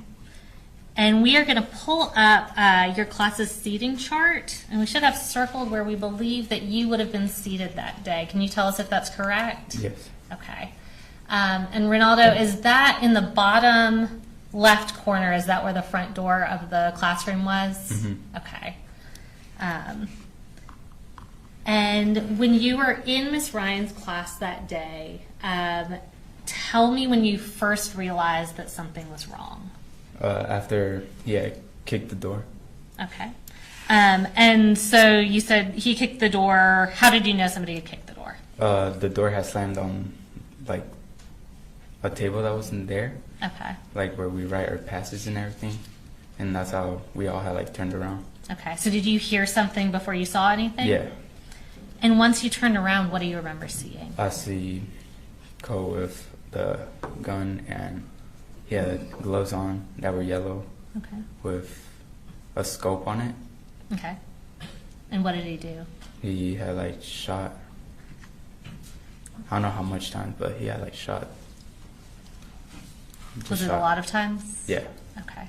What did you do when that happened? I had went down to duck, Okay. and I had saw Christian like just sit there, and then afterwards I had seen him behind the door, like covering himself. Okay. And that's Christian? Christian is like right in front. Okay. What happened at that point? He had like went on the ground and covered, like, I don't know how to show you, but he was like grabbing his legs and standing behind the door. Okay. And when the shooting stopped, what do you remember? When he had stopped, I had like gotten up from my desk and there was like blood everywhere, and I almost slipped to go close the door. Okay. And did you do anything else once you went over towards the door? I had threw desks that were near the door, and then I went back to the teacher's, Miss Ryan's desk. Okay. And we'll later on be showing the video of this, but you said you threw some desks. Did you throw a good bit of furniture in front of that door? Yeah, I'll say like the whole front row, like right here. Mm-hmm. And then once you threw that barricade up, where did you say you went? I went behind Miss Ryan's desk. Okay. And is that kind of in the back of the classroom? Yeah. Okay. Do you remember who you saw after that? I had seen Candace behind the desk too, and I had seen Taylor on the ground. Mm-hmm. That's pretty much. Okay. How are you feeling at this point? At this point, Mm-hmm. shocked. Yeah. Were you able to call anyone? Yeah, I was able to, because they had taken her phones at the start of it, and she had put them in a cart, Mm-hmm. and that's where the cart was, next to her desk. And so I asked a friend to give me the phone, and I had called my parents. Okay. Were you able to speak with them? Yes. Okay. What do you remember as far as when law enforcement came? A girl was screaming that he was dead, and not saying who it was, but just screaming someone was dead. And that's pretty much. Okay. Did you know who she was talking about? No. Okay. Did law enforcement take y'all out of the room? Yes. Okay. And at that point, did you realize who had been killed? Yes. Okay. Did y'all have to walk by Christian to get out of the room? Yes. Okay. Where did y'all go once they took you out of the room? We had went on the hill for Human March first, Mm-hmm. and then they had told us to go to the football field. Okay. Once you got to the football field, were you able to meet up with your family? Hmm. Okay. What happened when you were at the football field? I had told the officers that I had been like hit by fragments. Okay. So tell me, Ronaldo, when did you realize, you kind of told us you went in, you barricaded the door, you went to the back. When did you realize that you were actually hit? When I went in the back. Okay. That's where like I saw like two of the fragment entrance. Okay. There's like blood around. And where on your body was it? On my thigh. Okay. And before that point, did you even realize that you were injured? No. Okay. So when you went out on the football field, was somebody able to give you some medical attention? Yes. Okay, so what did they do? They had told me to sit down and relax, and gave me like a nutrients bar to like stay Gotcha. healthy. You know? Okay. And how many injuries did you have on your leg? Do you know? It was 2. 2? Yeah. Okay. Was that painful? It was like a sting, like if a bee was stinging you. Okay. I just stand there. Gotcha. And did that take a little while to heal? It took around like three weeks around there. About 3 weeks? Yeah. Okay. So other than physically, tell me about how this has impacted you mentally and emotionally. I had gotten more aggressive. Okay. And I would like ignore things, and I wouldn't like hug my mom. You wouldn't hug your mom? Why not? Just couldn't? Okay. And I can tell you're feeling a little emotional. Has that been hard for you? Yes. Okay. And has that been kind of changes that you've been struggling with ever since then? I've been having dreams. Okay. And did those dreams start after the shooting happened? Okay. And have you received counseling for what you went through? Yes. Okay. And does this continue to be hard for you emotionally? A little. A little, okay. And Ronaldo, I don't have any other questions for you, but the defense may have a question or two for you. Ross? No question, All right. Thank you.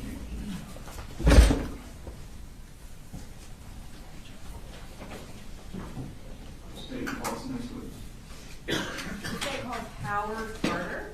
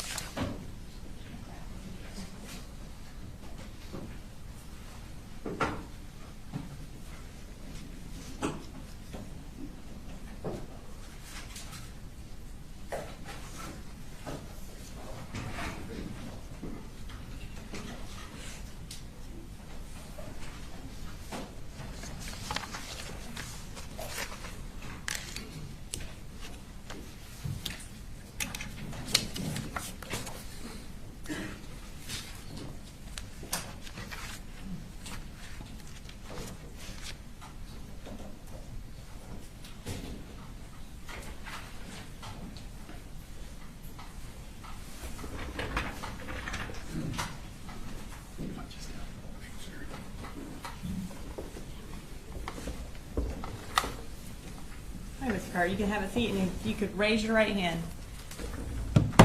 Do you swear to tell the truth, the whole truth, and nothing but the truth to help you God? I do. Okay. And can you introduce yourself to the jury? I'm Howard Carter. I am a registered nurse at Northeast Georgia Medical Center in Barrow County.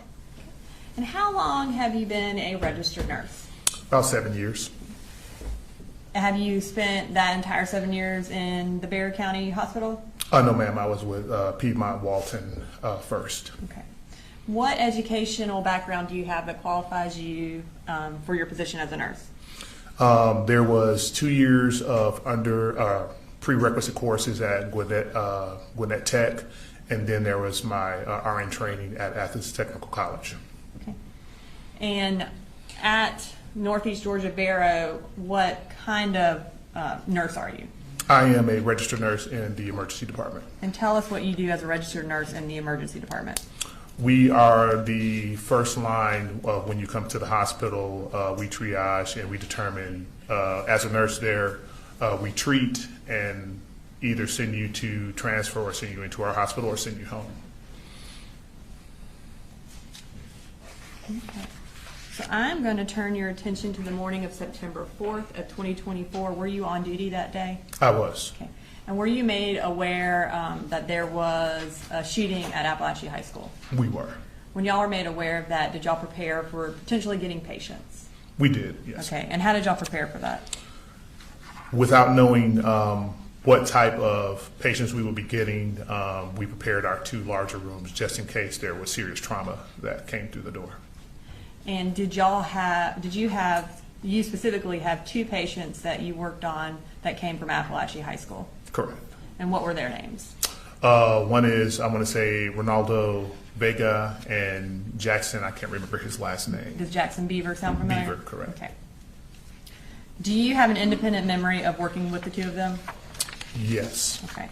And if you can tell us, was there anything that stood out to you about either of their demeanors? I think Mr. Vega may have been crying. Mr. Jackson, nothing really. Okay. Or Mr. Beaver, sorry. Yes. And as far as your role in their treatment, you mentioned that ER nurses triage. Is that what you did with Mr. Beaver and Mr. Vega? Yes, ma'am. Okay. And did you also, were you their, I guess, main treatment provider that day? Yes. Okay. I'm going to start with Ronaldo Vega. And I'm going to introduce into evidence case exhibit 98, which is the medical records for Mr. Vega. under the business record exception. You said 98. 98, Your Honor. Any objections? Just as to going out to the jury, Judge. All right. What states 98 submitted? And I'm going to show you these just in case you need them Thank you so much. for your answering of the questions. All right. So when Mr. Vega arrived, do you know how he arrived to your hospital? Via EMS. And around what time did he get there? Mr. Vega, I want to say it was 12:52 to be exact, or 11:52. I'm sorry. And when he arrived and you assessed him, what did you observe about his visible injuries? And I'm going to get this exactly. He had what we would consider just lesions or abrasions in his left and upper lower extremity, and including his left shoulder. That's what we observed initially. Make sure I didn't miss anything.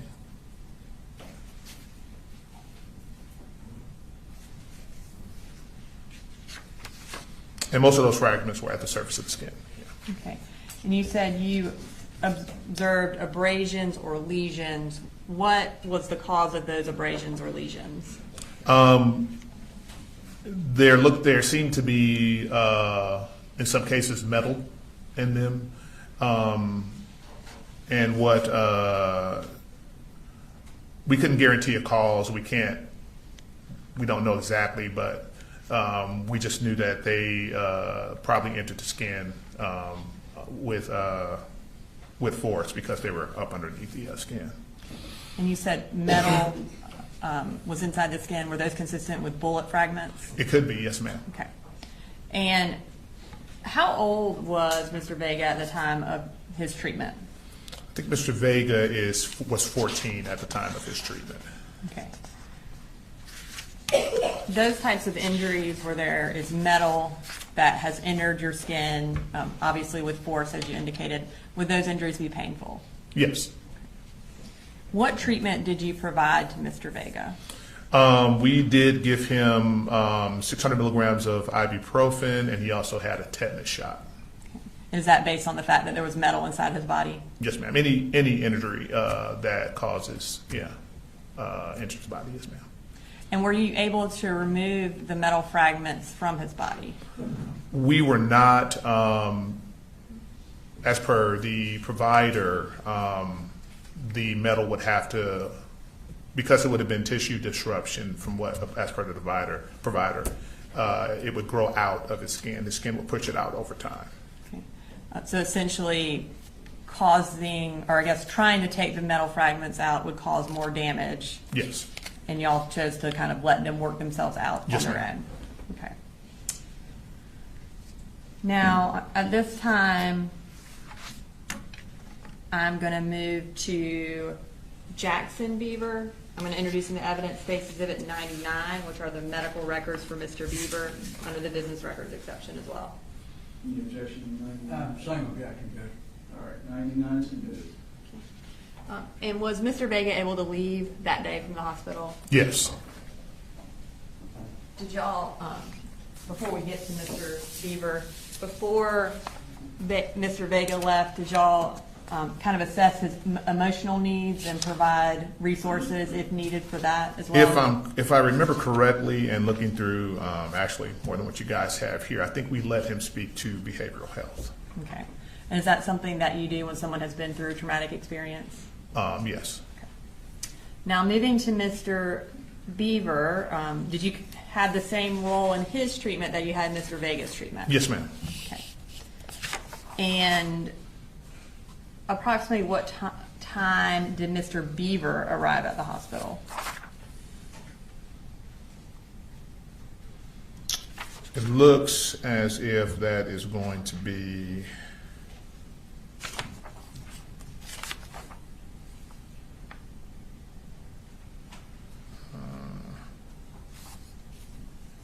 looks like 14, or sorry, military time, 2:49 p.m. Okay.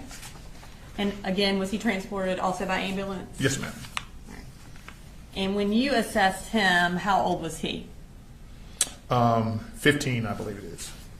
And what did you observe about his physical injuries? Looks like he had, and I'm reading from this, along the lower aspect of the extremity. I'm sorry, I'm reading the wrong thing. That's okay. I'm going to tell you exactly. Oh, there we go. Kind of a, not really a laceration, but an abrasion in the right lower extremity, and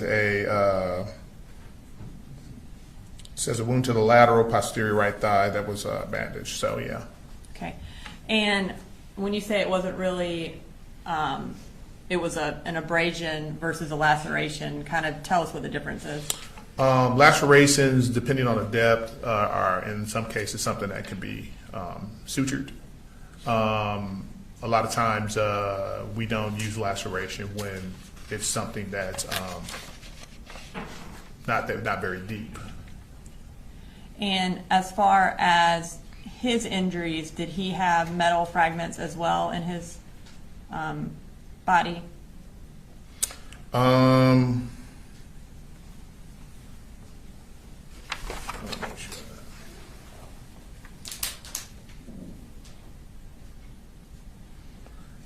Let's see.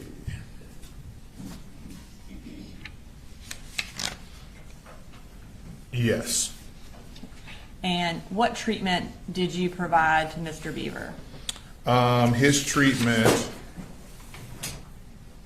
was we bandaged the area where he had the abrasion. That was the first thing we did, and I just want to make sure. He was also x-rayed to make sure there weren't any Like fractures? Right. Because of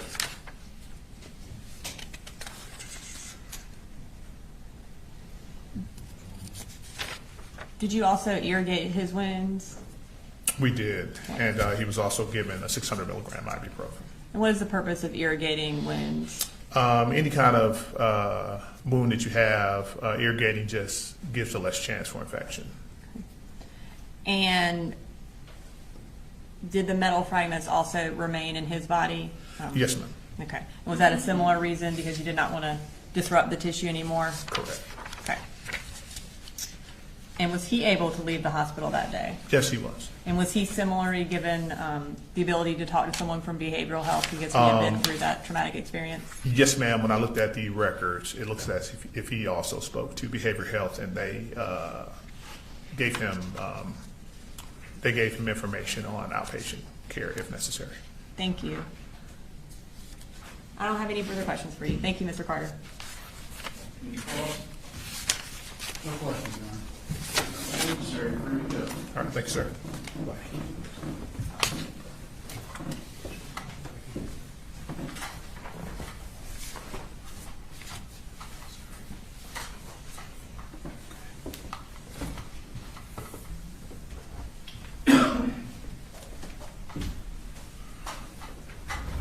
State calls next witness. State Health Special Agent Jerry Oldman.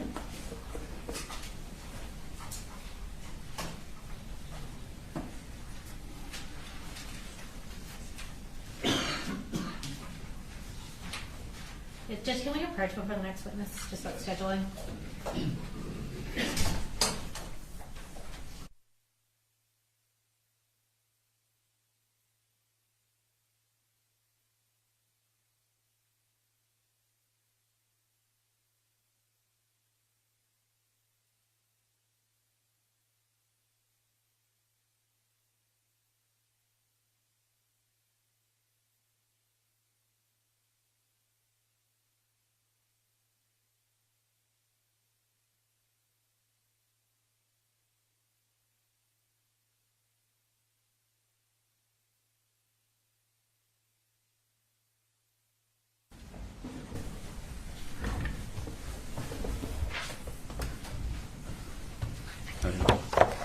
go ahead and have you raise your right hand. Do you swear or affirm any testimony you're about to give in the matter now pending before the court is the truth, the whole truth, and nothing but the truth, so help you God? I swear. All right. And if I can start by just having you introduce yourself, and if you'll spell your name for the court reporter. Okay. I am Jarrell Mann. I'm currently a special agent with the Georgia Bureau of Investigation. My first name is spelled Jarriel. Last name is Mann. All right. And tell us about what region you work in and what your role is there. I'm currently assigned to Region 10, where that is the Atlanta office. We do a lot of OISs and also fraud investigations and stuff like that. Okay. Is OIS officer involved shooting? Yes. Okay. Sorry. So y'all stay busy in the Atlanta Yes. office of the GBI, I'm sure. Yes. And even though you generally work out of Atlanta, did you provide assistance in the Apalachee High School shooting investigation on September 4th of 2024? Yes, I did. All right. Where did you first respond in assisting in this investigation? Of course, it came out as an active shooter, so we responded to Apalachee High School. Okay. And then from there, we were divided in to do investigative acts. Gotcha. And so from the school, where were you sent to go do follow-up investigation? I was sent to the hospital to conduct interviews and speak to victims and, collect any evidence and also check up status of possible victims at the hospital. Okay. And was that the Northeast Georgia Medical Center here in Barrow County that you went to? Yes, that was. Okay. And while you were there, did you specifically speak with Ronaldo Vega? Yes, I did. Tell me about what his demeanor was like when you met with him. Well, when I spoke with Ronaldo Vega, of course his guardians were there. He seemed kind of distant and seemed like he was in shock. Okay. So I had to give him kind of a moment to kind of brace himself before I had spoke with him. Gotcha. So he was a little held back when he was talking Yes, to you I initially? did see tears, and Okay. he seemed like he was visibly upset at the time. Gotcha.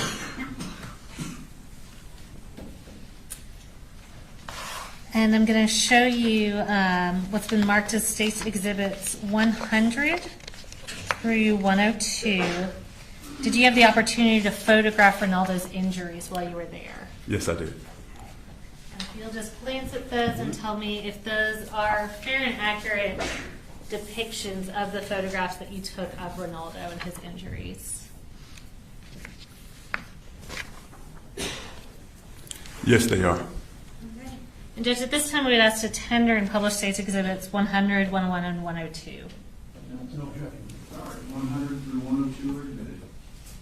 We're going to pull those up. They should show up on the screen behind you as well as in front of you. And this is State's Exhibit 100. Will you just tell us what we're looking at there? That looks to appear to be his inner thigh. I don't know if that's his left or right, but that's his inner thigh that he showed me. Okay. And Judge, I think it states 102 has the space. Is that correct? Yes. Okay.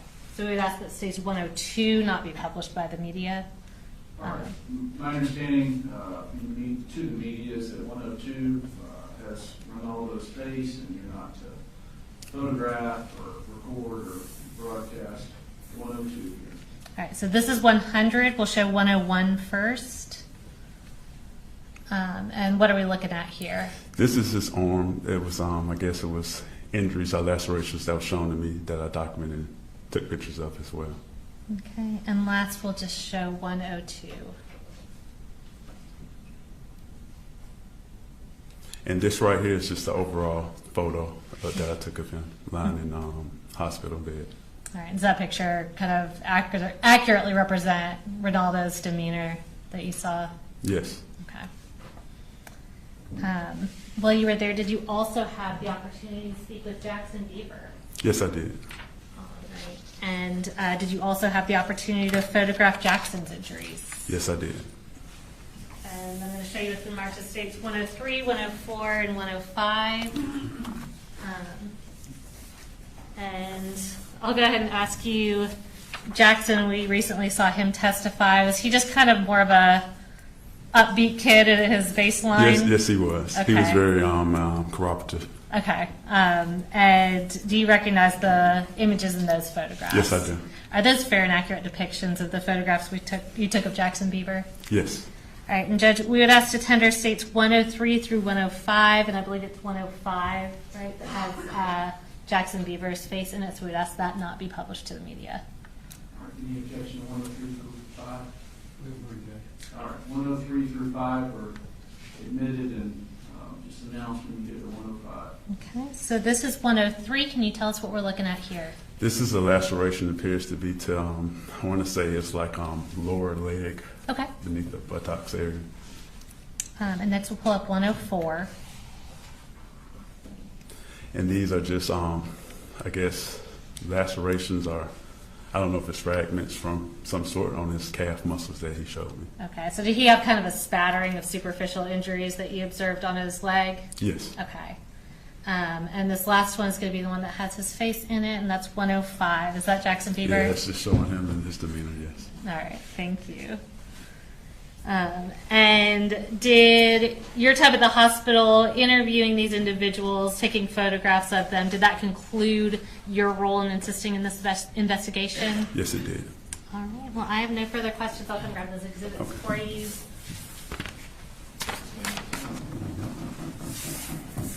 Cross. No way. No cross, you're free to go, sir.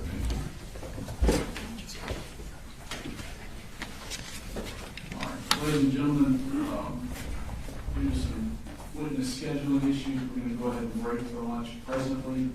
It's called at 11:45. We'll be in recess till 12:45. Again, don't get on social media or media. Don't talk about the case or do research. 12:45.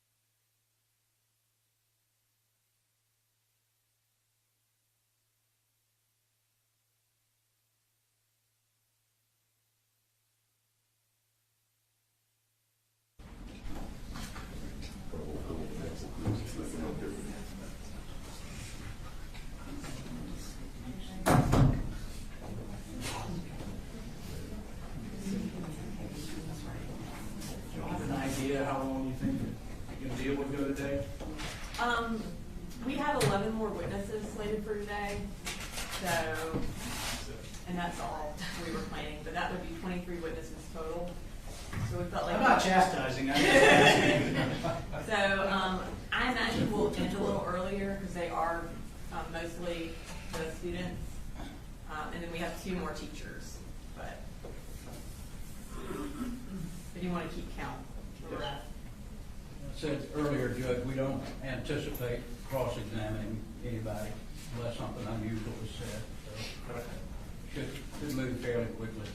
I'm gonna just let the bailiffs tell the jurors that we may end a little early, just in case there's some plan that they're able to make, but absolutely.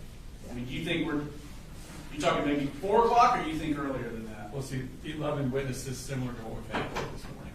Yeah. And we did 12 this morning, I think. We did 12, and it took us, what? 3 hours. 3 hours? No. 3.5. Right. 2.5 hours. That's right, big bro. So we could end by 3:30. All right, we'll just leave it alone.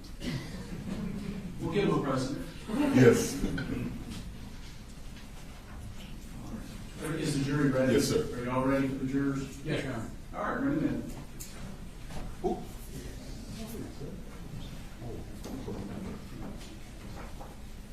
Waiting on one in the bathroom, sir. Okay. Oh, he said, come on.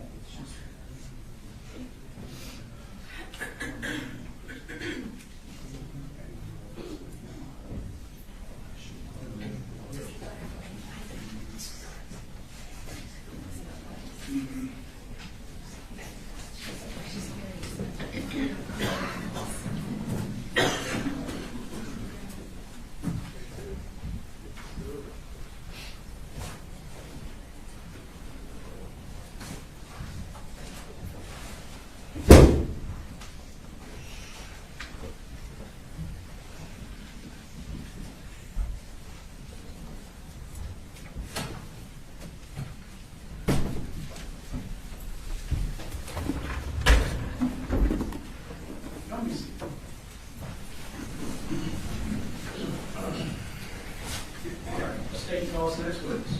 The state calls Hayden Bowen, Juvenile. and this is also a juvenile, Your Honor. All right. I'm assuming I have the same media here as earlier, but I'll say it again. Individual witnesses do not film, photograph, or record their cases.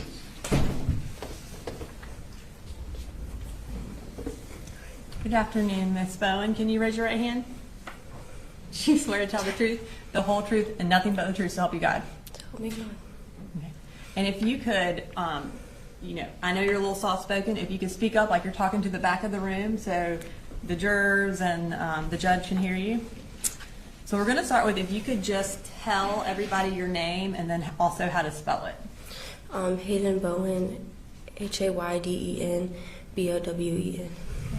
And what school do you go to, Hayden? Apalachee. How old are you? 16. And when did you turn 16? November 14th.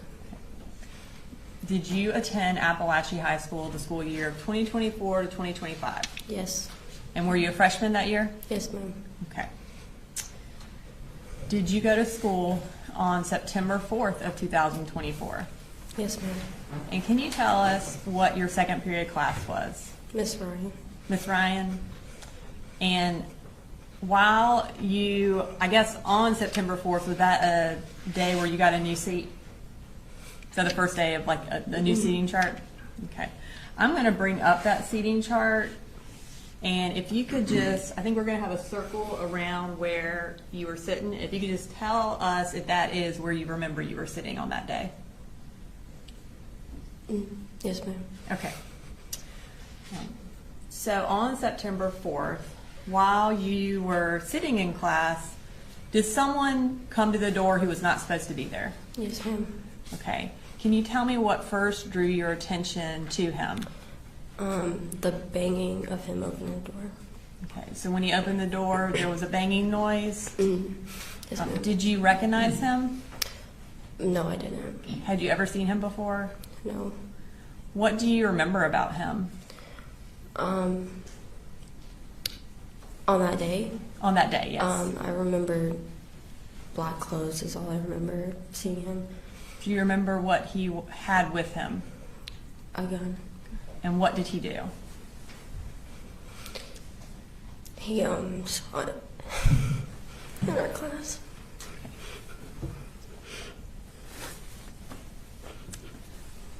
And if at any point you need a break, just let me know, okay? Yes, ma'am. So he shot. What did you do when he started shooting? I got to the ground. You got to the ground. Did you get to the ground right where you were seated? I think so. My vision went out, so I'm not sure where I got down, but I know I did. At some point, did you kind of regain your vision? Yes, ma'am. What do you remember about when he finally left? I remember getting up and talking to my teacher and the police officers saying to put our hands up. Okay. Before you talked to, or before the police officers got there, can you tell me what you remember about what was going on inside the classroom? I remember there was a lot of yelling and screaming and blood and people on the phone with their parents or whoever they were on the phone with. You say there was a lot of yelling. What were people yelling? Help me, I've been shot, I'm gonna die. And were you afraid that day? I was. And you said that a lot of people were calling their parents. Were you able to call anybody? Yes, ma'am. And who did you call? I called my mom.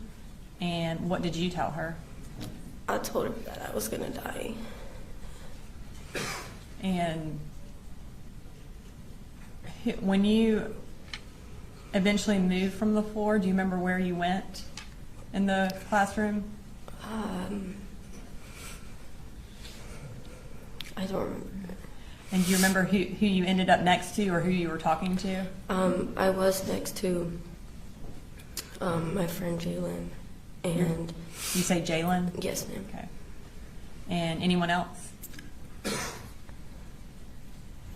I think I was next to Miss Ryan and Nautica as well. And what were you trying to do at that time to try to help? I was trying to move the smart board in front of the door, but I couldn't get it there, and I was asking Miss Ryan if she needed help. And at that point, did you know whether or not the shooter was in custody? I didn't know. Were y'all still concerned that he might come back? Yes, ma'am. Is that why you wanted to put the smart board in front of the door? Yes, ma'am.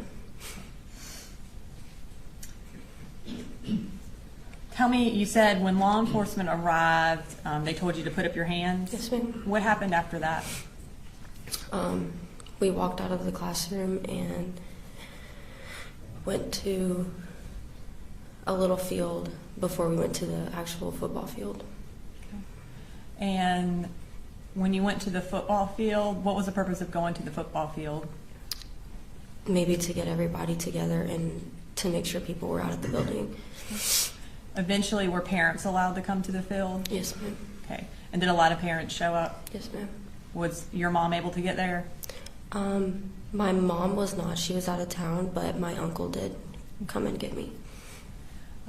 And can you tell us what the scene was like on the football field when the parents and everybody were there? It was crowded and a lot of crying.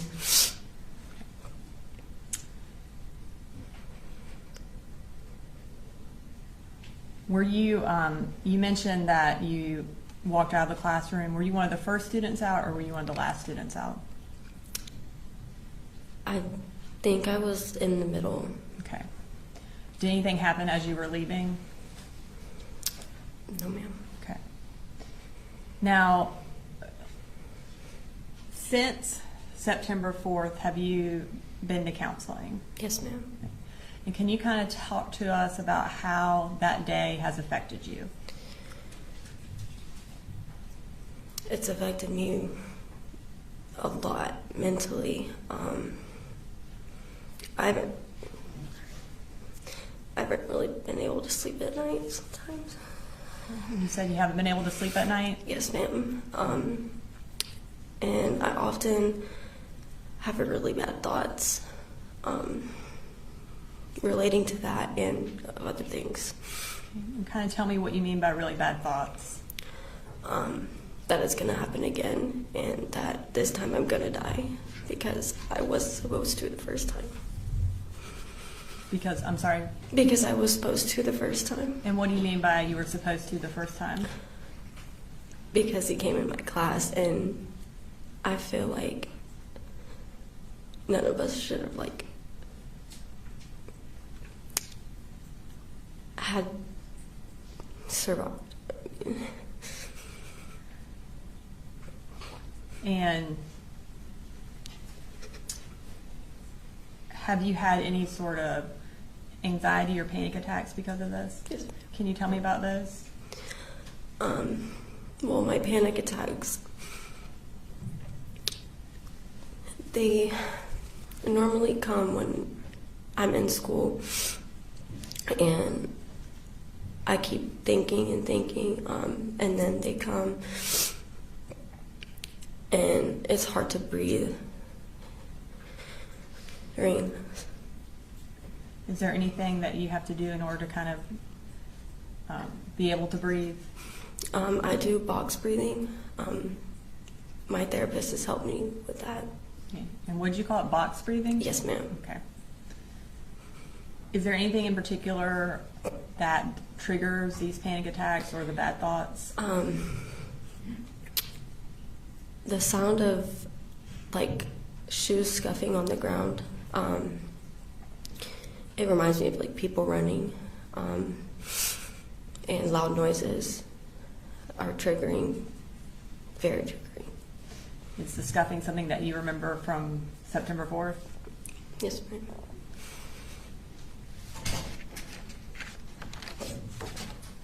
I don't have any further questions, Hayden. Do you all have any questions for her? Cross? No questions, Judge.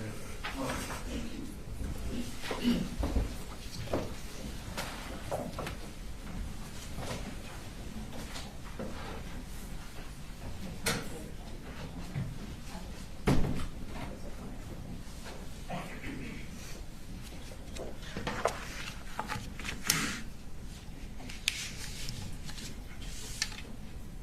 The state calls William Carricker.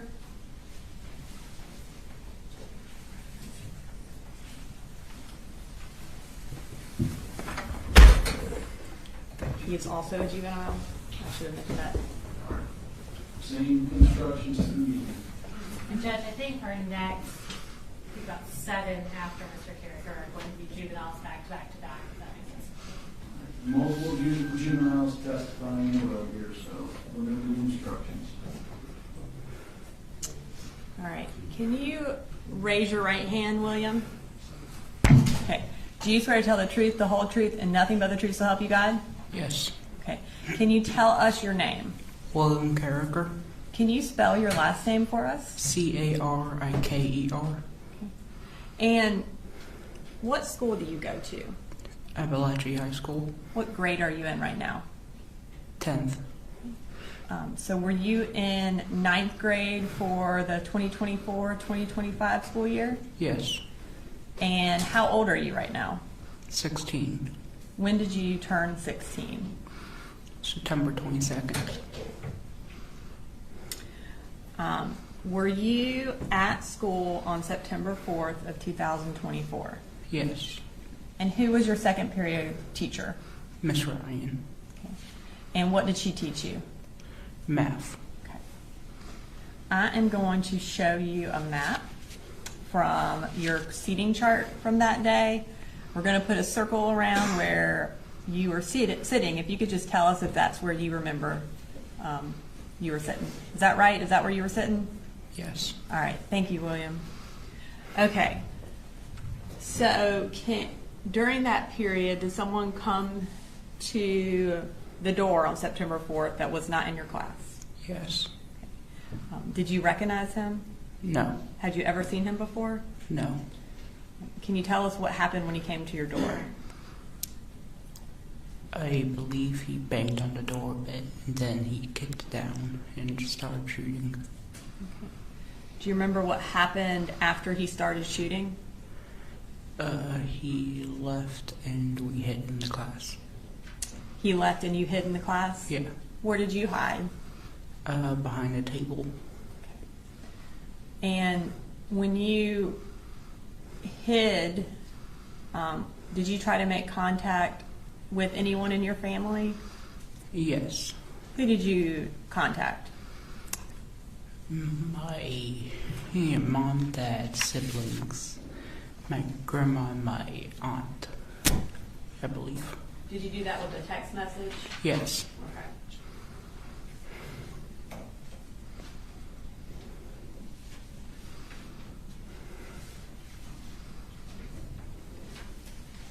I'm going to show you what's been marked as State's Exhibit 106. Can you look at that and tell me if you recognize that? Yes. And what does that look like to you?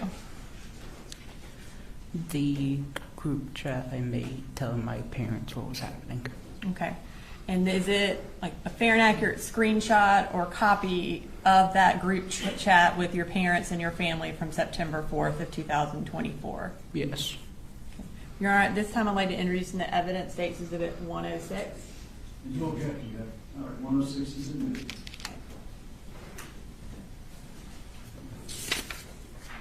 I'm going to pull that up on the screen, or? All right, so at the very top of this text, it has William. Is that you? Yes. Okay. And you sent a text message that says, "There's a school shooting. If I don't make it, I love you all." Is that right? Is that what you sent? Yes. Okay. And what did you mean by that text? I wanted to know that if I did die, they would know that I loved them. And were you afraid for your life that day? Yes. Have you been affected by what happened that day? Like, how have you been affected by what happened that day? I was scared to go to school for a bit. You were scared to go to school for a bit? Yes. Were you finally able to go back to school? Yes. Okay. And are you there right now? Yes. All right. Thank you, William. I don't have any further questions for you, but let's check with the defense counsel real quick to see if they have any questions. Any calls? No calls, Judge. All right. Thank you.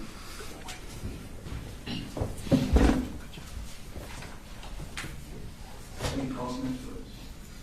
The state calls Candace Lawrence.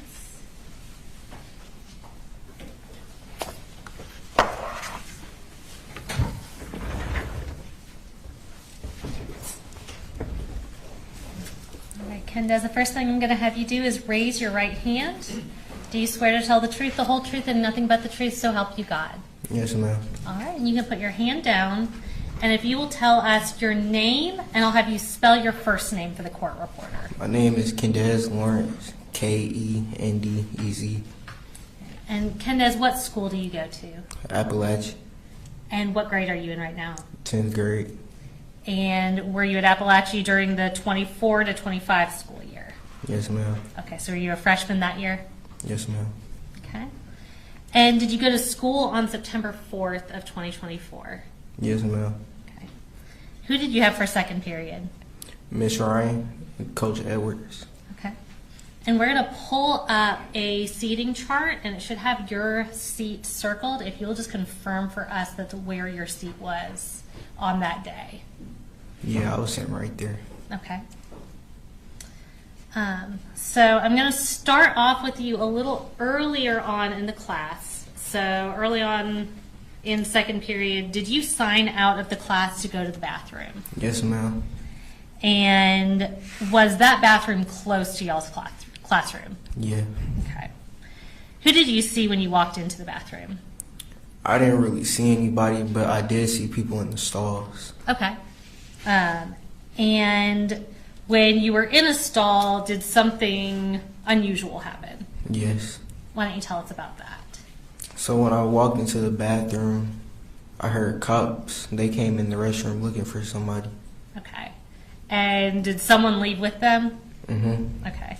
And was it a name or a person that you knew or recognized? No. Okay. And what did you do at that point once the cops leave? I also left and Okay. went back to class. Gotcha. So once you returned to Miss Ryan's classroom, what happened? So I sat back down and my pencil broke. So I went to the pencil sharpener, which was in the back of the class. Okay.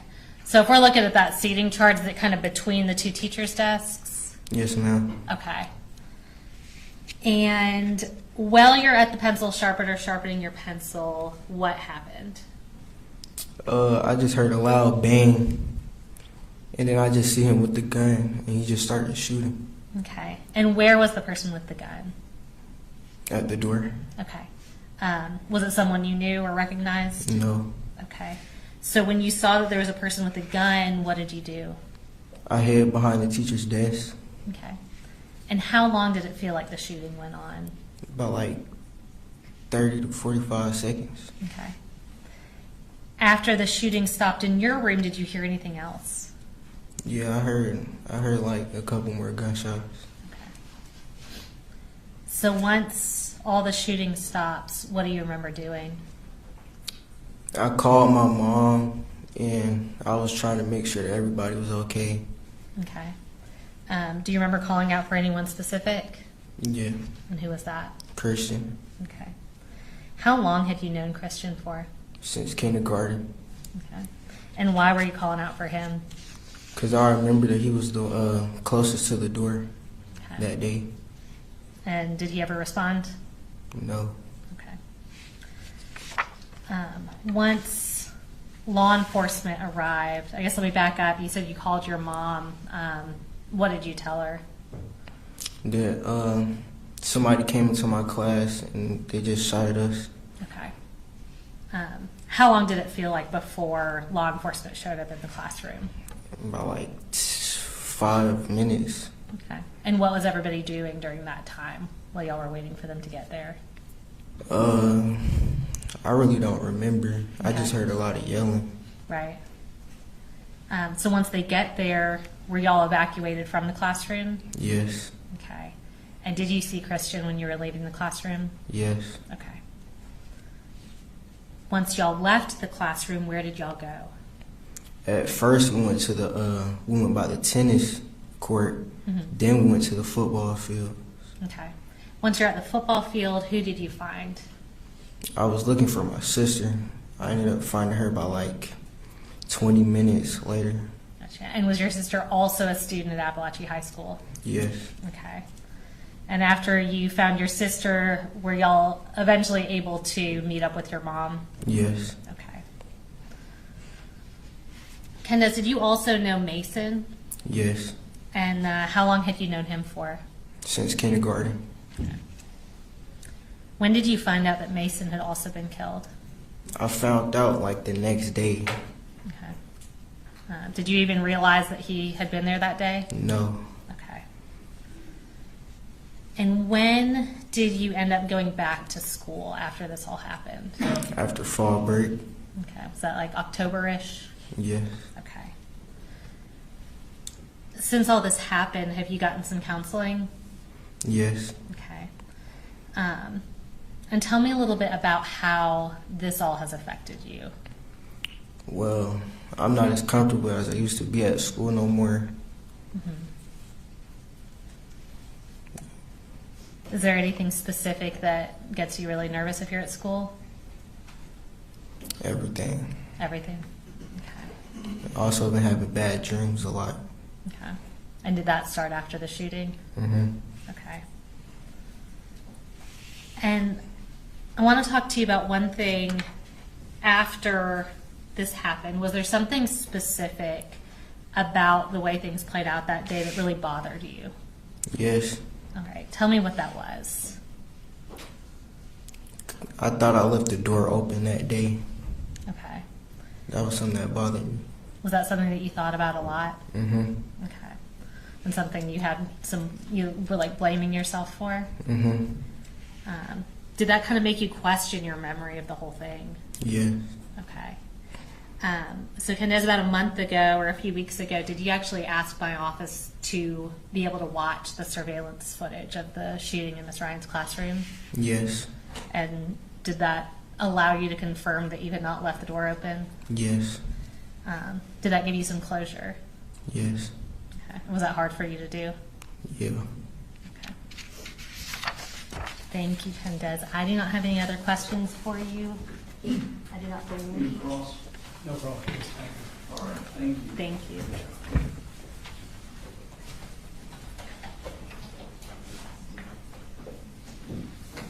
State call next week. The state clerk calls Marquez Coleman.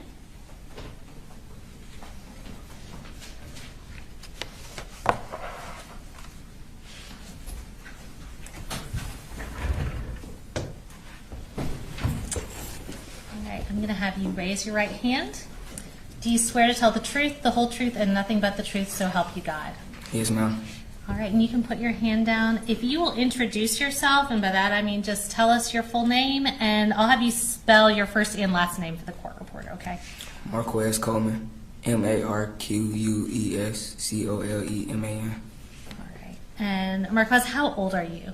16. And what grade are you currently in? 10th grade. All right. Did you used to go to Apalachee High School? Yes, ma'am. And so in the 2024 to 2025 school year, were you a freshman at Apalachee? Yes, ma'am. And was that your first year at that school? Yes, ma'am. Okay. Did you go to school at Apalachee on September 4th of 2024? Yes, ma'am. Were you in Miss Ryan's class for second period? Yes, ma'am. We are going to pull down this map and circle your name on the seating chart. And what we want you to do is just confirm for us that we have you in the right place in the classroom. There we go. Is that where your seat was that day? Yes, ma'am. Okay. Is that you next to Ronaldo, I believe? Yes, ma'am. Okay. So on that day during second period, tell me what you remember happening.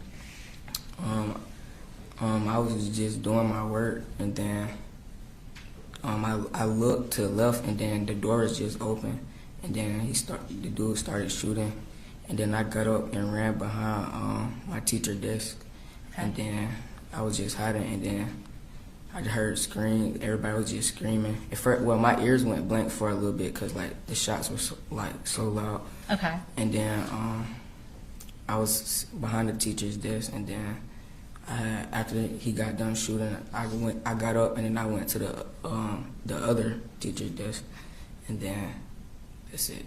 Okay. Did you know the person who was shooting? No, ma'am. Okay. Do you remember how long did it feel like the shooting went on for? Probably about like 30 to 40 seconds. Okay. And about how long did it feel like before law enforcement arrived? Maybe like 5 minutes, 7 minutes. Okay. What was everybody doing in that time before law enforcement was able to make it to y'all? Everybody was just like screaming, panicking, on the phone with their parents, trying to call their parents. Were you able to call your parents? Yes, ma'am. All right. Who did you talk to first? My dad. Okay. And what did you tell him? I told him, I was like, somebody just came in our classroom and started shooting. Okay. Once y'all got out of the classroom, where did you go? We went to a small field, and then we went to a football field after. Okay. And were your parents able to eventually find you there? Yes, ma'am. Okay. Did you go back to Apalachee High School after the shooting? No, ma'am. Why not? Because I was scared. Okay. So did you change schools because of this shooting? Yes, ma'am. Okay. And when did you enroll in a new school? I can't remember. I can't remember. Okay. Was it a period of time that you were out of school? I think I was out for like 2-3 months. Okay. Has this changed how you feel about going to school? Yes, ma'am. Did you previously like to go to school? Yes, ma'am. And how do you feel now? It's different now. Like every time I'm in the classroom, that's all I be thinking about. Like, yeah. Okay.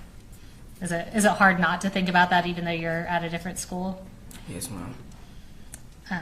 Has it affected your interest in sports and extracurriculars? Yes, ma'am. Tell me about that. It just like after that happened, I just like lost love for sports. I didn't want to do it anymore. Okay, so you drop out of the sports you were playing? Yes, ma'am. Okay. Was that basketball? Do I remember that right? Yes, ma'am. Okay. Have you had counseling since this happened? Yes, ma'am. Okay. I don't have any other questions for you. They don't have any questions, then you're good. Any thoughts? Thank you. Thank you, you're good.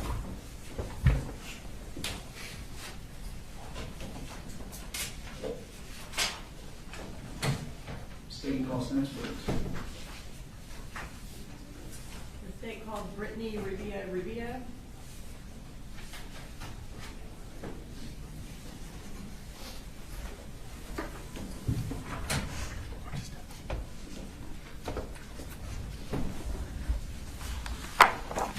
Can you please raise your right hand?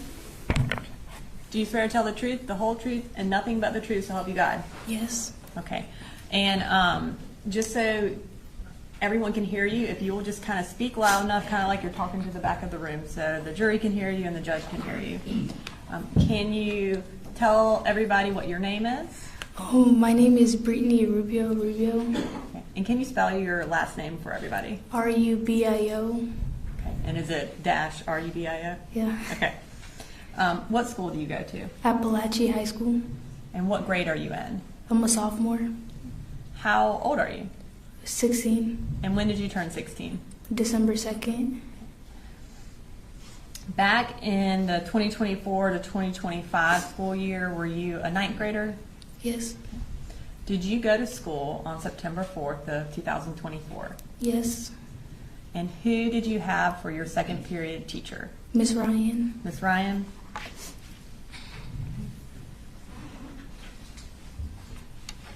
I'm going to pull up on here the school seating chart.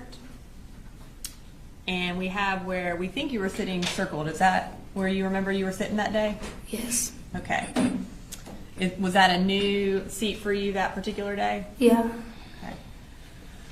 While you were in class, did someone come to the door that was not in your class? Yes. Okay. And tell me how you, or what brought your attention to someone else being in your classroom? Well, I heard a knock and I just looked up and I saw him. Okay. And do you remember anything about him? He had like long, curly blonde hair. Okay. Was there anything that stood out about what he was carrying? Well, I didn't see at the time. No. Okay. Tell us what you remember happening. Well, I heard a knock, so I look up, and then the door opened, just like shots got fired. What did you do when he started shooting? Well, I got up, I got like under my desk for a little bit, and then I just like got up because I heard Nautica say she got shot. And was Nautica sitting right next to you? She was in like, well, yeah. And when you heard her say that she got shot, what did you do? Well, I just like went towards her, and we went to like where Miss Ryan was. Did you help her get over there, or did y'all walk together? Well, she went like by herself, and I was like beside her. Okay. Did you stay there until police got there? Mm-hmm. And were you? Tell me what you were doing. Were you talking to Nautica? Were you? Well, I was with like. There was like a bunch of girls like in that corner, but I was mostly like talking to Nautica. I got her phone because she said she wanted it, so I went to go get her phone. Miss Ryan would take up our phones, but that day me and Nautica didn't give our phones. We put it in her book bag, so I had to go to her book bag and get it. And when I was there getting the book bag, that's when I saw Christian. And then I told Coach Edwards that Christian was there and he needed help. he went to go help him, so I just left, and I gave Nautica her phone. And did Nautica call her mom? Yeah. Did you at any point get your phone and call anybody? I got my phone when I got hers. Okay. And who did you try to call? Oh, I was gonna call my mom, but then I just didn't. I don't know why. Okay. When you were sitting there kind of with all the girls over in the corner, do you know how long y'all were there waiting on police? No, but it felt quick for me. Okay. When y'all were there, did you know whether or not the shooter had been taken into custody? I didn't know. Okay. Were y'all afraid that he was going to come back? Yeah. Okay. Had anyone tried to barricade the door to prevent that from happening? I think it was Coach Edwards. Okay. When police got there, tell me what happened. Well, they told us to put our hands up, so we all did. I was trying to like walk out, and then Martin, he was like comforting me, saying it was okay and that I could do it, and he was just comforting me to tell me not to look down because there was like blood everywhere on the ground. And then after I left the classroom, we went up a hill, like near the football field. Okay. And what were y'all doing in the football field? It was just a bunch of students and classes, like all together. And I saw my friends, so I was just like with them. And then we started moving to the bleachers. Is that where parents ultimately came to meet y'all? Yeah. Okay. And were you able to find your parents or a family member? Yes. Okay.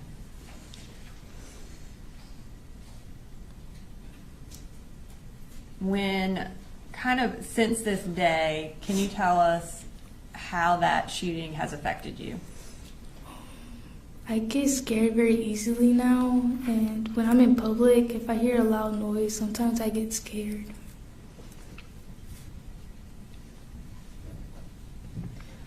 When did you go back to school after this? The first day they said we could go back. Was it difficult going back? A little bit. Does anything kind of trigger you being afraid? Yes. Okay. And can you tell us what that is? Oh, guns, loud noises, and sometimes being near a door.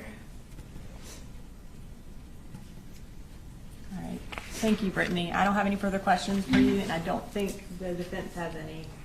Attorney Cross? No, Your Honor, no question. All right, thank you.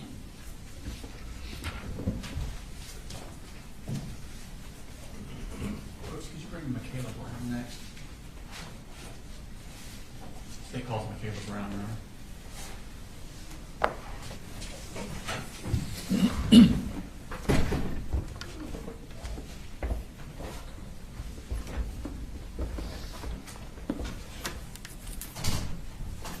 Hey, Michaela. Hey. Could you raise your right hand, please? Swear the testimony you're going to give, the matter now pending before this court, will be the truth, the whole truth, and nothing but the truth. I swear that everything will be the truth and nothing but the truth. Thank you. Put your hand down. If you could, I'm going to need you to speak up so everyone can hear you, okay? And you can use that microphone. Could you please introduce us and tell us what your name is? My name is Michaela Brown. Okay. Can you spell your first name for the court reporter? Makaylah. Okay. And Michaela, where do you go to school? I go to Apalachee High School. And how old are you? I'm 16 years old. And when is your birthday? September 19. Okay. Last year, did you also go to Apalachee? Last year, school year, did you also go to Apalachee? Yes, sir, I did. Were you a freshman that year? Yes, sir. For second period, what class did you have? I had Miss Ryan's class. Okay. And on September 4th, were you in class that day? Yes, sir. Okay. We're going to pull up a seating chart.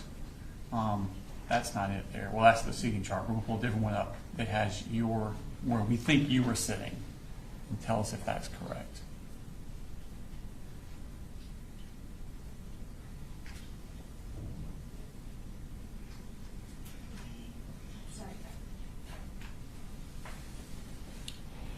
I was sitting right there. Was that a new place to sit that day? Yeah, my teacher just switched to seating chart. She switched you. What were y'all doing in class that day? I think that's the day when she switched to seating chart. I don't remember. Okay. How does class normally go as far as the teaching? Can you repeat that? How does class normally go as far as the teaching? Just go as a normal day. Okay. Do you work individually? Do you work in groups? Does the teacher just kind of teach you and you listen, or how does it work with Miss Ryan's class? So sometimes she teaches and we listen, or sometimes we work with groups. Okay. Do you remember that morning if she was actually teaching you, or were you working in groups that morning? She was teaching us. Okay. Is at some point during this class did something catch your attention that wasn't right? No, sir. Okay. When did you first notice something happening? When he was just standing at the door. Okay. You're according to that seat, the door's kind of behind you, right? Yes, sir. Did you turn and look at the door? Yes, sir. What was it that made you turn and look at the door? I just heard a big loud banging noise against the wall. Okay. And when you turned around and looked at the door, what did you see? I seen him standing there with the gun. Okay. This person you saw standing there, had you ever seen them before? No, sir. Okay. And what were they doing with the gun? He was holding it at first, and then I think he took the safety off. Okay. After he took the safety off, what did he do? He started shooting around the classroom. Did he ever come into the classroom, or did he just stay there at the door? He was just standing there at the door. Okay. And how many times did he shoot the gun into the room? About like 15, 10, I can't remember. What was it like when he first started shooting? I don't really remember. All I remember is him aiming the gun at me and I dropped down. Okay. That's it. Were you able to hear anything? I wasn't really focused on that. I was just focused on me trying to... Being on the ground? Yeah. Okay. So how long do you think it took for those 15 or so shots before he stopped shooting? How long was it when you hit the ground to when he stopped shooting? Like 10 seconds. Okay. When the shots stopped, what did you do? I got up, looked around, and then I just remember just to go get my phone to call my mom. Okay. When you got up and looked around, was the shooter still in the room? No, sir. The door was blocked by then. The door was shut, blocked. Okay. Who was blocking the door? I think Coach Edward, I remember, and one student, I can't remember who it was. And what were they doing to block the door? They was using this. I wasn't really paying attention to that. I understand. What were you doing at that point? I ran to the other side to go grab my phone, call my mom. Where on that was your phone on that little under Miss Ryan's desk. Okay, and hers is the one on the top right corner? Yes, sir. Okay. So you went and got your phone. Did you stay up there to call your mom, or did you run somewhere else with your phone? I stayed under the desk. Stayed under the desk. Were you able to reach your mom? Yes. Okay. What did you tell your mom? Well, I told my mom that my school got shot up, and then I think that's all I remember. I told her. Did you stay on the phone with your mom, or did you hang up? I was still on the phone with my mom, but like I was kind of not paying attention to her. Okay. While you were there, how long before the police came to your room? It took about like 5 minutes. Okay. During that 5 minutes, what was happening inside the room? What were other people doing? All I heard was screaming. I was just under the desk, so I couldn't really see. And I was helping my friend Taylor too, as well. Okay. And what was wrong with Taylor? She was on the ground, looking like she's passing out. Okay. Could you see if there was any blood around her? No, sir. All I remember her was her leg. That's all she said, and then her grab her phone. Okay. And you said she was passing out? Yeah. Did she pass out? No, I can't really tell, but all I saw was her lip going white. Okay. And was she able to move around any? No, sir. Okay. Did you stay there with her? Yes, sir. Okay. Were you still with her when police came? Yes, sir. When the police got there, how did they get in the door? They moved the desk out the way, like they was just shoving themselves in there. I think Coach Edward was helping them too. I can't remember. Okay. About how many police came in? Like 2, 3, I can't remember how many. And what were they doing when they came in? They was grabbing all the injured people first, and then they told us to, like, let's go out that door. And then I was holding my friend Hayden down, her eyes, like, so she wouldn't see. Okay. When you said they took the injured out first, did you see other students with injuries? Yeah. Who did you see that was injured? I saw that Nautica was injured. And Where was she injured at? Could you tell? on the other side with Miss Ryan, on the other side of the classroom. Okay. What part of her body was injured? Could you tell? No, sir. Okay. Other than Nautica, who did you see? I remember seeing Natalie. That's what I remember seeing getting. Where was on her body was Natalie injured? I remember seeing blood from her face. You saw I don't blood know on her who. face? Somewhere. Okay. When I was over there with them. When you left from helping Taylor and left the room, you said something about your friend Hayden was helping you?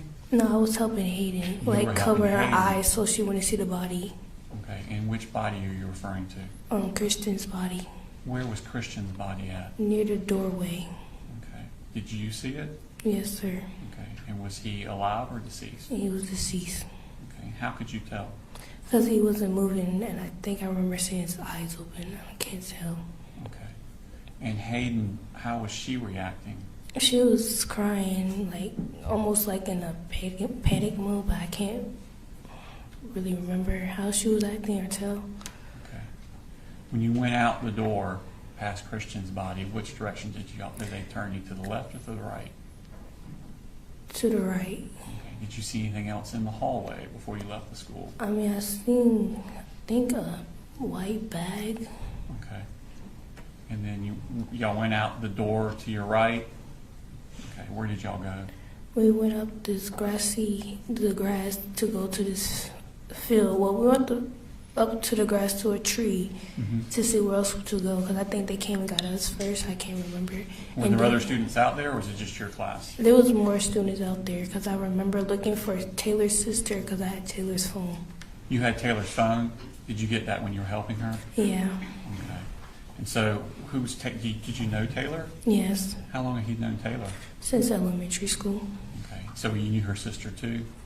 What grade was her sister in? The same grade. Same grade. Were you able to find her sister out Yeah. on the grass at that point? Well, I think I remember finding somebody else to go find her sister, and then the person handed me her phone back, and then I found her sister. Okay. When you were still on the grass, were other students coming out of the school? Yes, sir. Okay. At some point, were y'all told to go somewhere else? Yes, sir. And where were y'all told to go? To the football field. All right. And when you got to the football field, were people already there? I can't remember. That's okay. Did other students start arriving? Yes, sir. At some point, did all the students arrive? Yes, sir. Okay. What was happening on the football field? A lot of people crying. I was just trying to worry about getting my parents to me. Were you able to do that? Yes, sir. How long were you out there on the football field before someone came for you? For, I think, 1 hour for my dad to come to me. Okay. What were y'all doing during that hour, the students? I was really crying most of the times. Did you ever find someone to give Taylor's phone to? Yes, sir. Who'd you give it to? Her sister. Okay, so you did find her Yeah. sister? Okay. Since that day, how have you been doing? Still a little traumatized. Tell me about that. So every time, like, my parents go out a lot, so every time they go out, I'm always home alone with my brother, and I'd be scared to, like, stay there so many times. Anything else And then taking my dogs out at dark time. Have you done any counseling? No, sir. How long before you went back to school? As soon as they let people. As soon as they let you in? Okay. How has things been going at school since then? Still worry about, like, is it going to happen again or is it not going to happen again? Okay. All right. Thank you, Michaela. I don't have any more questions for you. Any calls? No problem. Okay. Thank you. Thank you.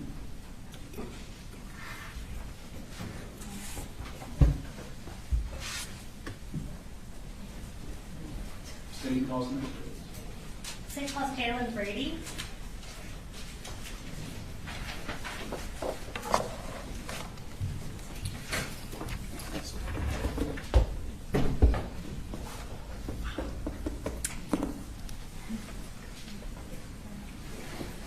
First thing I'm going to do is have you raise your right hand. Do you swear to tell the truth, the whole truth, and nothing but the truth, so help you God? I do. All right, you can put your hand down. And if you will start just by telling us your full name and spell your first name for us. Jaylyn, Jaylyne, Brady. All right. And Jaylyn, what school do you go to? Apalachee. How old are you? 16. And when did you turn 16? January 20th. All right. So not very long ago. No. And so were you in ninth grade last year, the 2024 to 25 school year? Yes, I was. And do you remember whose class you had for second period? Miss Ryan. Okay. So we're going to pull up that seating chart again with where we believe you were sitting circled. Can you tell us if that is correct where you're sitting that day? It is correct. Okay, so that's you on the end and you were next to Hayden? I believe so. Okay. And taking you back to September 4th of 2024, were you at school that day? Yes, I was. And can you tell us during Miss Ryan's class that day when you first realized something was wrong? When everybody hit the floor. Okay, so did you notice people reacting before you even noticed something else? Yes, I did. So once everybody hit the floor, what do you remember? Like everybody moving, like dragging all the desks. Okay. Do you remember, like, in your mind, do you remember hearing gunshots? Yes. Okay. And how long did it feel like the gunshots went on? For like 30 seconds. Okay. And where did you go during that time? Under the board. Okay, that kind of smart board we see in the corner? Okay. So you said that people were moving desks and that kind of thing. Once the shooting stopped, what do you remember? Helping other people. Okay. Is there anyone specific that you remember that needed help? Nautica. Okay. And what was going on with Nautica? She was just... I don't know how to explain it. Could you tell if she was injured? Yeah. Okay. And how was she acting? It's hard to put into words, I know. I don't know. Okay. Can you describe like what she was doing? Was she crying? Was she... Yeah, she was crying. Okay. How were the rest of the kids in the class acting at the time? They were also freaking out. Okay. And how were you acting at the time? Do you remember? I think I was acting calm until I stood up, you know. Okay. I didn't think it hit me until after. Okay. At what point do you think it hit you? You said when you stood up? Yeah. Okay. So you were still in the classroom? Yeah. All right. What do you remember about that moment? Honestly, I don't know. Is it kind of hazy still? Yeah. Okay. How long did it feel like until law enforcement arrived? Like 5 minutes. Okay. And during that time, did you stay with Nautica? Yeah. And were y'all over there by the smart board? Yes. All right. Do you remember if anybody else was over there with y'all? Miss Ryan, Natalie, and Melanie, and Brittany. Okay. And do you remember if anybody else over there was injured too? Yeah. Natalie and Melanie were. Okay. And once law enforcement arrived, what happened? They took all the injured people out. Okay. And then after all the injured people were out, were the people who were not injured able to leave? Yeah. All right. Do you remember anything about when y'all were walking out? No, nothing really happened after that. Okay. Where did y'all go once you were taken out of the classroom? To like this hill, and then we went to the football field. At some point, were you able to contact anyone on Yes. your phone? Who'd you call? My papa. Okay. And is your papa your grandpa? Yeah. All right. And what did you tell him? That our school was shot up. Okay. And when y'all got out to the football field, at some point was somebody able to meet you there? Yeah. And who was that? My papa and mom. Okay. And Jalen, since this happened, how has it affected you? I think I have a lot more anxiety and stuff. Gotcha.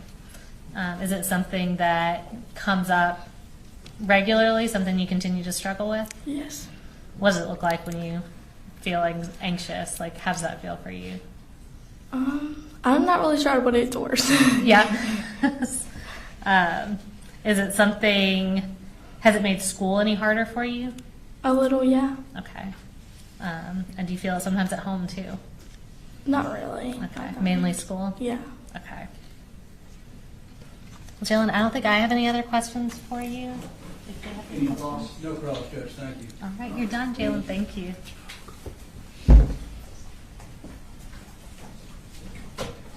State calls next week. Can we get Martin Marino Galvez?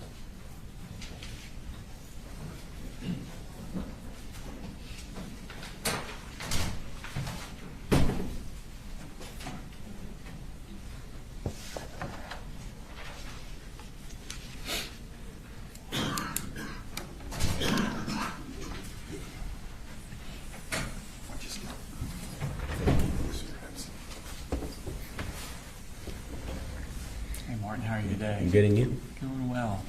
Could you raise your right hand, please?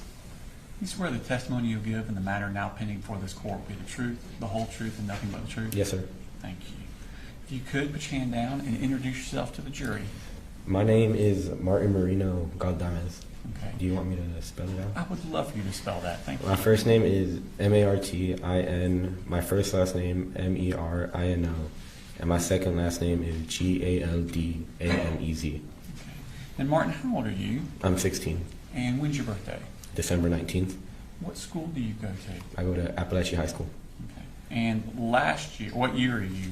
What grade are you in? I'm a sophomore right now. Okay. And last year, what school did you go to? Appalachee. And what grade were you in that? A freshman. I'll take your attention to second period. What class did you have for second period last year? I had math class with Miss Ryan. Miss Ryan? Okay.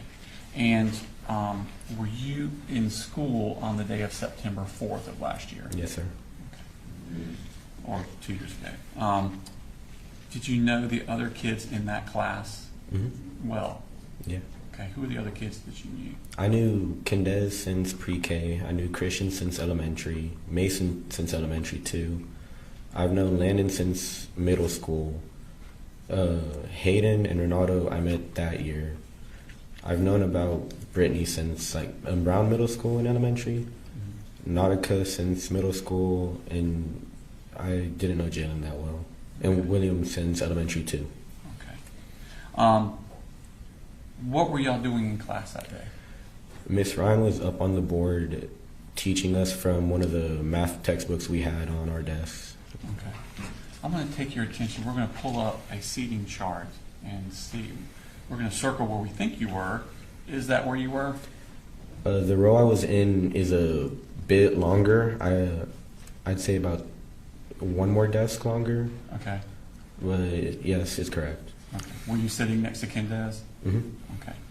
And so you said Miss Ryan was teaching. Where was she at on that seating chart area? She was around, basically right in front of me, Mhm. just teaching. Against that back wall where it says seating chart? Mhm. Okay. And while she was teaching, Did something happen that caught your attention? I heard 3 loud bangs happen, and then I proceeded to turn around to see Where were the 3 bangs coming from? the door. Okay. And when you turned around, what did you see at the door? I saw a figure holding up a weapon, aiming it towards when I turned around my right. Okay. So kind of towards the smartboard area? Mhm. Okay. What did you do when you saw him with the gun? I heard someone yell, "He has a gun," and I proceeded to drop down on the floor, crawl through my desk, and hit the whiteboard. Okay, so you went kind of at an angle towards the smartboard on the floor? I went straight. Straight, okay. Did he start firing? Yes. Did he start firing? Did you drop before he started firing, or after, or kind of at the same time? I'd say the same time. Yeah, the same time. Okay. Could you, I know you're dropping and crawling, could you see where he was shooting at, or were you even looking that way? When I glanced, it looked like he was aiming from the smartboard, and from what I can remember, he went from the smartboard towards the right. Okay, so he's turning toward his right? Yeah. Okay. How many shots do you think he fired? I'd say I heard around 10, I believe. Okay. How long do you think the shooting took? Like 3 minutes. Okay. When the shooting stopped, had you made it all the way to the smartboard? I didn't go to the smartboard directly. I stayed in the middle, and later on I went towards the furthest corner from the door. Okay. Would that be up where the teacher, Ms. Ryan's desk was? Yes. Okay. Before that, as soon as the shot started firing, did you look back towards the door to see what was going on? Yes, I did. Was the shooter still in the room?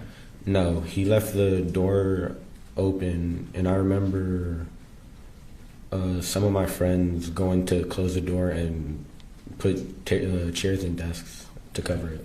And who was that was putting the chairs and desks in front? It was the other teacher and Ronaldo, I believe. So Mr. Edwards Mhm. and Ronaldo?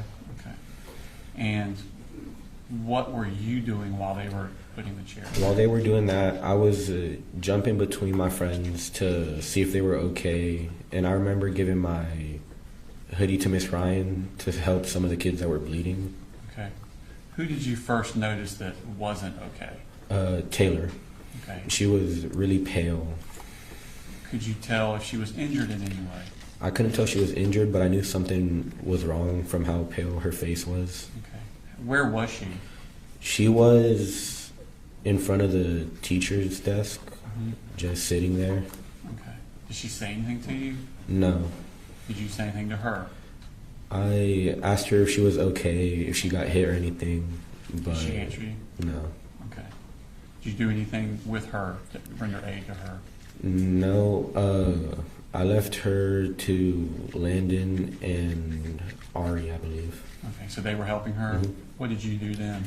I went under the teacher's desk to help my friends that were there Okay. and to get my phone to text family members. Okay. Did you find anyone else in the room that was injured besides Taylor? Ronaldo, Okay. he said that a bullet ricocheted and hit him on the thigh, so Okay. he asked me to help him with it. Okay. Did you see the wound? Not directly, but I did see some of the blood on his clothes. Okay. Did you see anyone else that was injured? No, but I could hear the yelling. What were you hearing? I was hearing, I don't know who it was, yelling, "I'm shot and I'm bleeding." Okay. Did you see blood around the room? Not, I can't remember.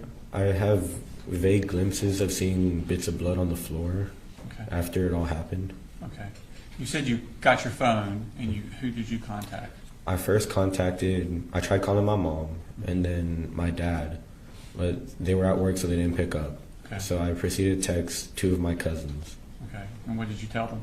I told them that they were shooting in the building, that they went for my classroom first, and that I'm not hit, thankfully, but some of my classmates are.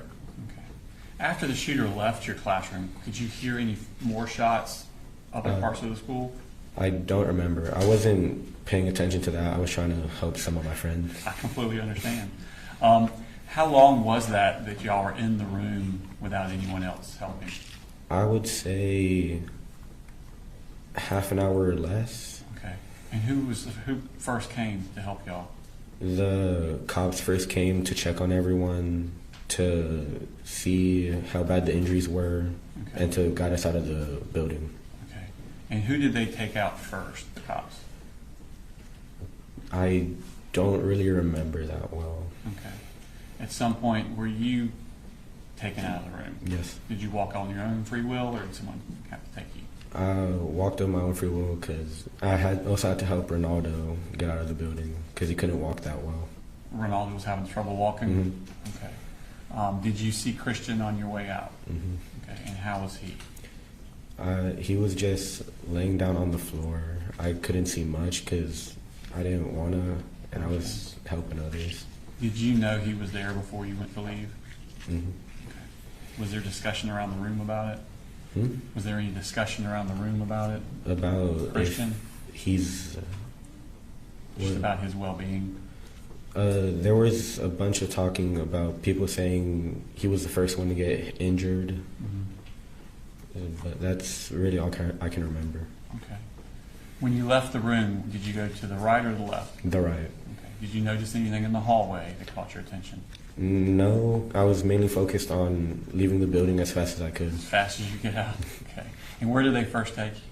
They took us to a little hill past the road that links Heyman Morris to Apalachee. Mm-hmm. And then after a bit, they took all the students there to the football field. Okay. When you got to the football field, what was happening there?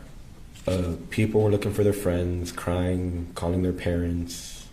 There were teachers making sure kids were okay. Okay. What did you do at the football field? I roamed around looking for my friends, and once I made sure they were all okay, I couldn't contain myself, and I just started crying right there. Okay. How long were you at the football field? I'd say 3 or 4 hours. Okay. And at some point, were you able to leave? Yes. Okay. And who came and got you? My mom came and got me first, and then my dad came later on. Okay. And since this time, have you had any impact on your life? I've gone to therapy, but before that, anytime I heard a loud bang multiple times, I would get scared, be aware of my surroundings, and always look at the door. Okay. How long was it before you went back to school? It was, I believe, a month. Okay. Were you injured in any way physically? No, sir. Okay. And I think you said you went to counseling? Mm-hmm. How long did you go to counseling? I believe it was 4 months. Okay. And did it help? Yes. Okay. Martin, that's all the questions I have. Thank you. Any calls? No problem, Chris, thank you.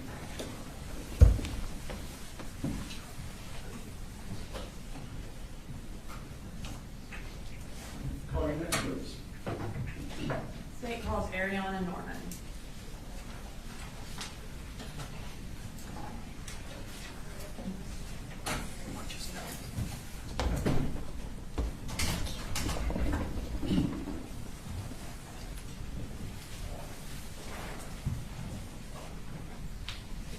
All right, Ariana, can you please raise your right hand?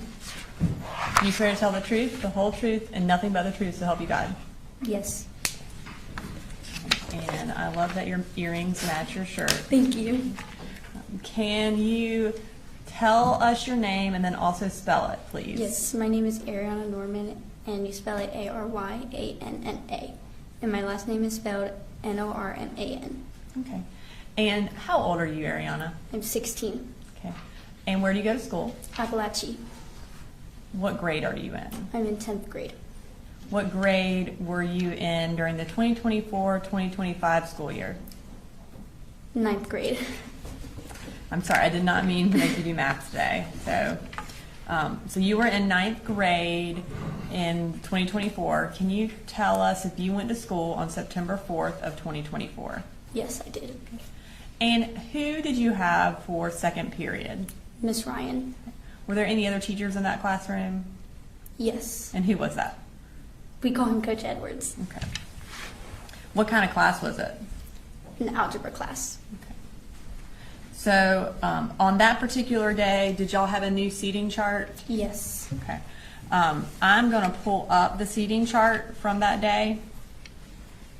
Or I'm going to have, yeah, there you go. Is that where you were sitting? What's in the red circle? Actually, no, it was switched. Oh, okay. So were you sitting on the other side? Yes. All right. And so you were next to Nautica? I was in front of her. In front of her. Okay. The doorway, is that all the way at the bottom left? Can you see that? Yes, I can. Okay. So were you, when you were sitting there, were you looking towards the door or away from the door? I was looking away from the door. I was actually looking down. Okay, when everything happened? Yes. But before everything happened, would you, if you're just sitting there, would you be looking at the door or away from the door? Away from the door. Okay. So when kind of taking you back to that day, can you tell me how class started? Was it going as normal? Yes, it was going as normal. Okay, and what were y'all doing? We always pulled out our algebra notebooks and I can't really remember, but I think we always did a warm up in our books. Okay, so a warm up in your books? Yes. At some point during class, did someone come in that was not in your class? Yes. And what were you doing when he came towards your classroom?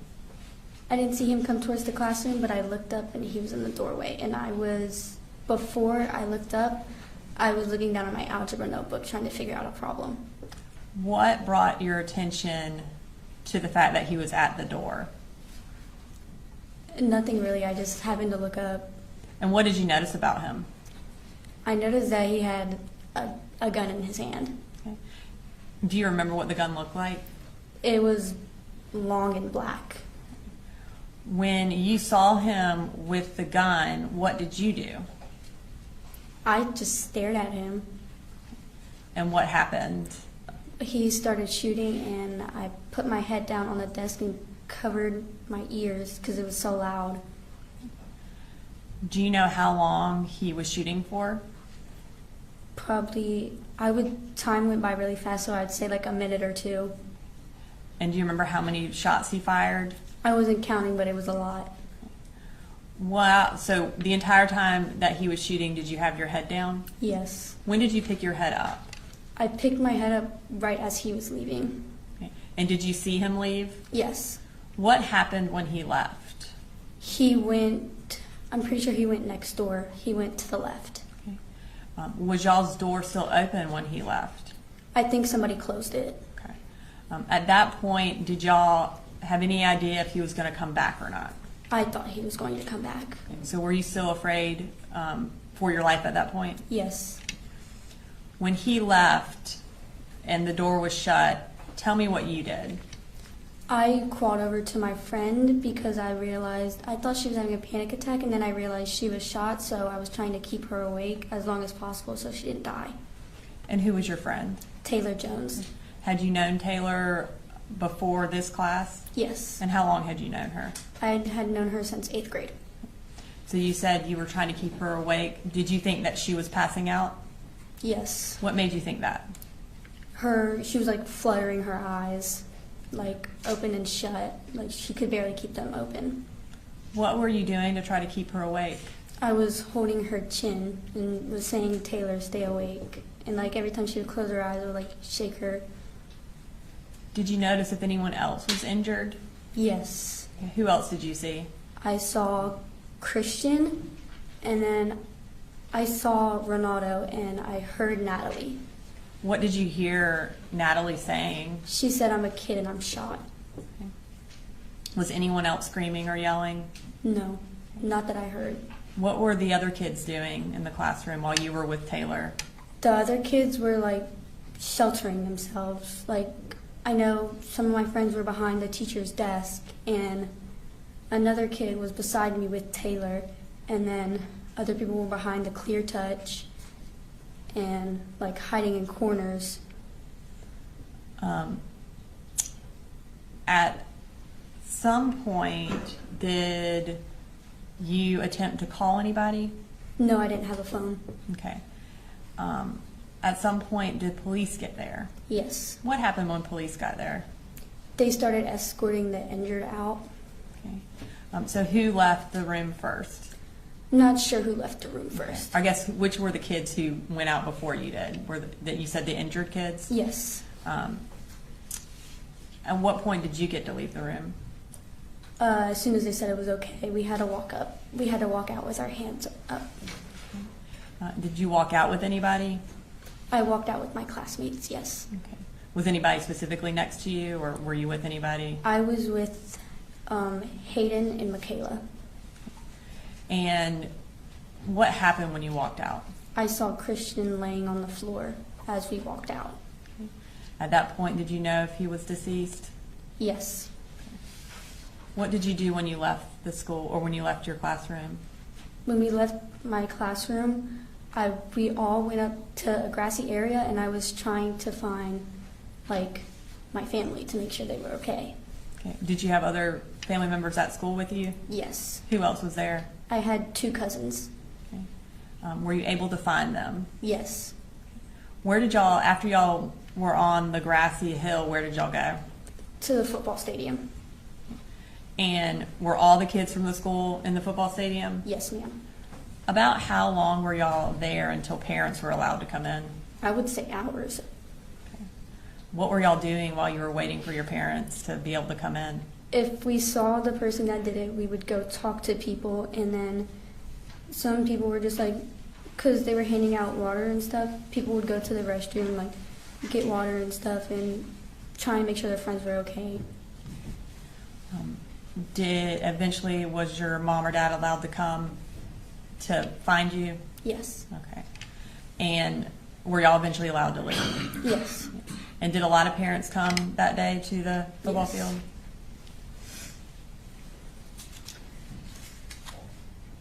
Since that day, how has this shooting affected you?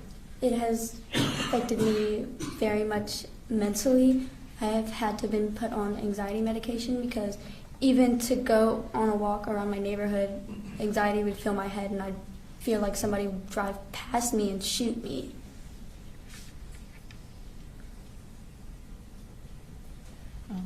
In addition to anxiety, is there anything else that kind of interrupts your thoughts? Just recalling the day. And does that happen often? Yes. And does it happen at any point? Does anything trigger it, or does it just kind of happen randomly? Loud noises usually trigger it. And what happens when you recall that day?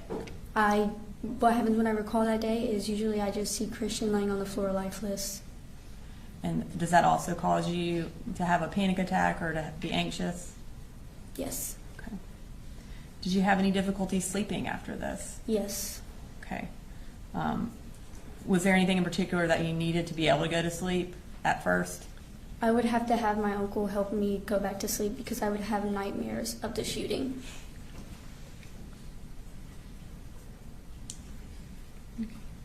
And did you start counseling for this? I mean, have you been in counseling since this? Okay.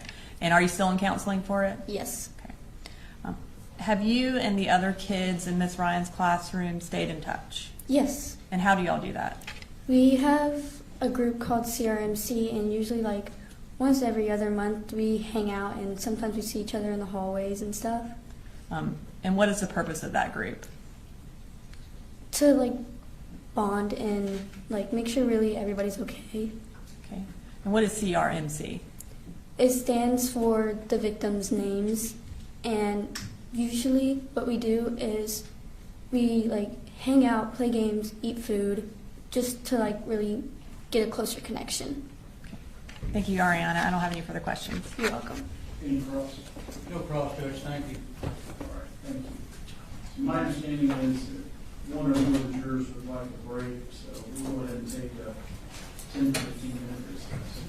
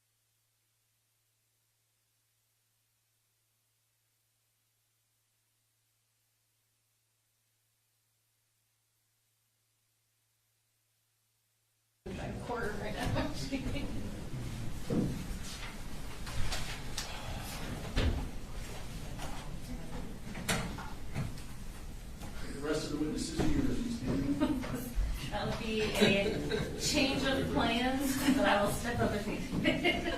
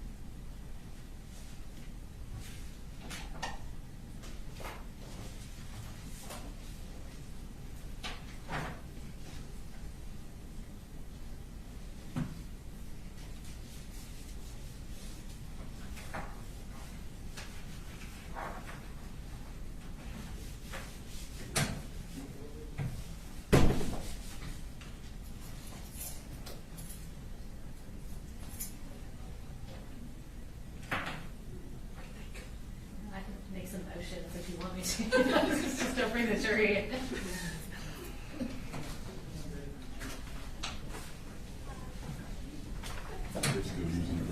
Still using the restroom? Let me know when you're ready. Therapy.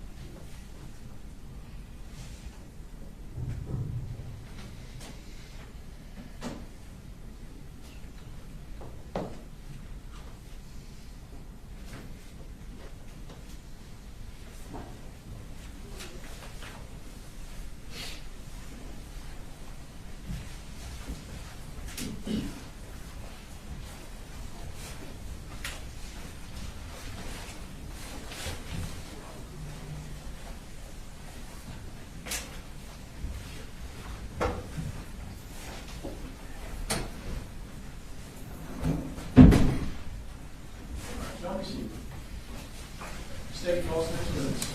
The state calls Valerie Lancaster.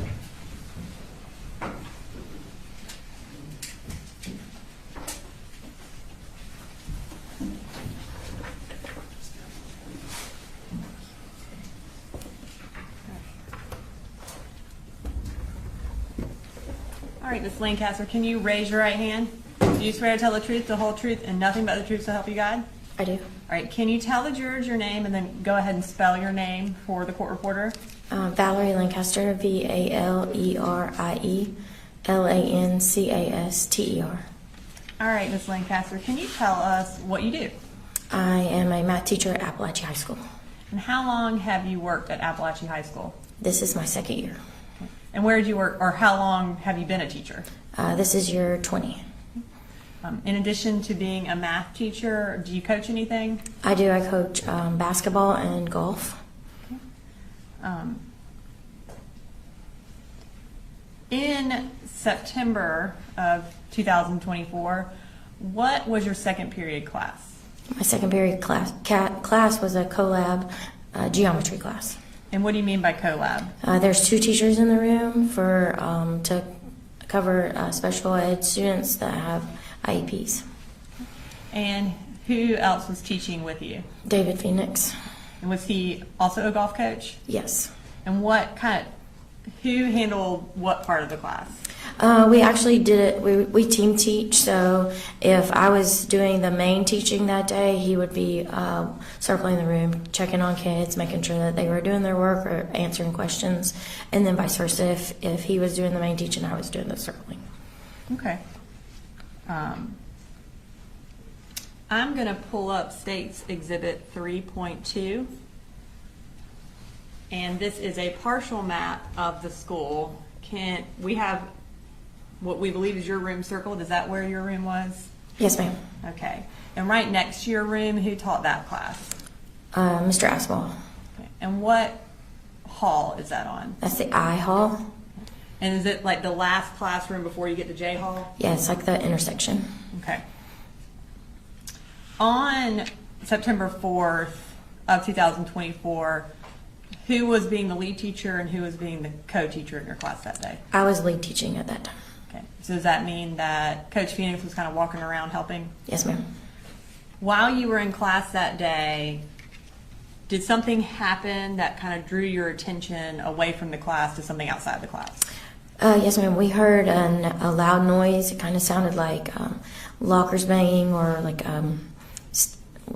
dropping of Stanley cups is what we heard at that time. Was that something unusual? Yes. Okay. As a result of hearing that, what happened? We kind of just looked at each other, and then Coach Phoenix walked out into the hallway to try to see what was going on. And as far as kind of the way your classroom is set up, when he walked out of the classroom, which way did he go, or could you tell? I couldn't tell. Okay. And do y'all have like a closed door policy at Apalachee? Yes, ma'am. And tell us what that is. The doors are supposed to stay closed unless you're leaving or entering, and with that, they stay closed and locked. Okay. So when Coach Phoenix briefly walked out, did he leave the door open when he walked out? I don't remember. Okay. At some point while he was outside the classroom, tell me what happened. While he was outside of the classroom, he was shot. Okay. And did you hear that? Yes. Now, while he was outside or right before he left, did anything happen inside your classroom in terms of there being a notification that there was a lockdown or a hard lockdown? Well, like as he's walking out, there was a notification that the lockdown was started. And how are you aware that there's a notification? The screens went to like a lockdown screen. Okay. And so after he was shot, what happened? He came back into the room and leaned on the wall, and I was helping the children get against the wall into their areas, and I looked over and said, "Are you okay?" And then he said no, that he had been shot, and so then I Go on. Then I started trying to figure out what was going on and started to try to help him. Okay. So I'll back up a little bit. When he came into the classroom, was he able to shut the door behind him? Yes, ma'am. Okay. As far as when there is a hard lockdown, what kind of protocol do y'all learn to do in that situation? Get away from the doors and be quiet and close everything down as much as possible. Does that include try to turn off the lights and kind of make everything dark? Yes. And did you follow that protocol that day? No. Or in terms of getting away from the door? Yes, we got away from the door, but we didn't get the lights turned off. Okay. And where did you put all of your students? If you look at that picture, it's along the back wall of the room. It's actually parallel to the J Hall. So basically where J Hall is, y'all's backs were up against that Mm-hmm. part of the room. And you said as soon as he came back in, you got all your students in the back, and then you tried to figure out how to help him. Have you had any training in first aid? Yes. Tell us about that. I have actually a lot of training in first aid in multiple different areas. So as a coach, I've gone through all of the CPR and first aid that's required for coaching. But as a Girl Scout, I have done all of the different levels of first aid and training. And then when I was in high school, I was also trained in some first aid through athletic training. So I have a little bit of pieces in everything, but also as a teacher, we do the Stop the Bleed training as well. Okay. So prior to this day, you had been through basically 3 different types of first aid training. In trying to help Coach Phoenix, did you utilize that training? Yes. And what did you do to try to help him? I teach with a classroom where we use dry erase markers and rags a lot. So the first thing I did was collect those rags so that we could apply pressure with some type of dressing. And we got him flat and rolled over so that I could apply pressure. With it being in his hip, I didn't have a chance to put any tourniquets because that wasn't an option. So the best option for that was just to put pressure as much as we could. And kind of as you're trying to keep your kids calm, did you enlist the help of any students to also help Coach Phoenix? Yeah, I had 2 students that could not sit any longer, and they insisted that they had to do something, so I gave them jobs and they were helpful. Okay. When this happened, did you try to call anybody to alert somebody what was going on? I did. My husband is a principal in the county, so I was with the button push. I know that it tells you that there's a problem, but not what the problem is. So I wanted to try to find out how I could get somebody to help us and know exactly that we needed emergency care at the time. So I called my husband. And were you able to make contact with him? I was, and he told me to call 911, but I couldn't get through.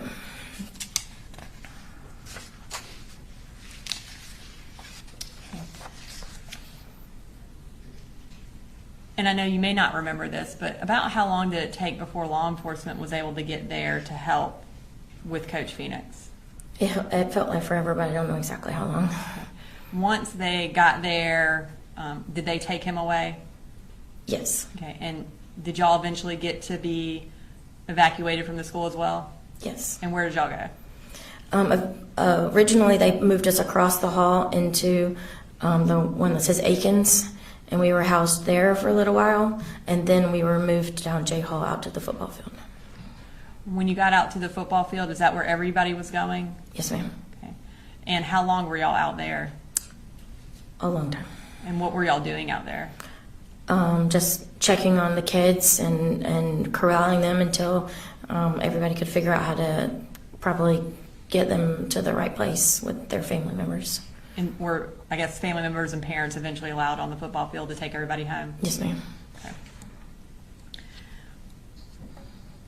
Does your room have a recording system, a video recording system? Yes, ma'am. And have you had an opportunity to review the recording from September 4th of 2024? Yes, ma'am. And does it kind of accurately portray what happened that day in terms of Coach Phoenix leaving and coming back and what y'all did with the students? Yes, ma'am.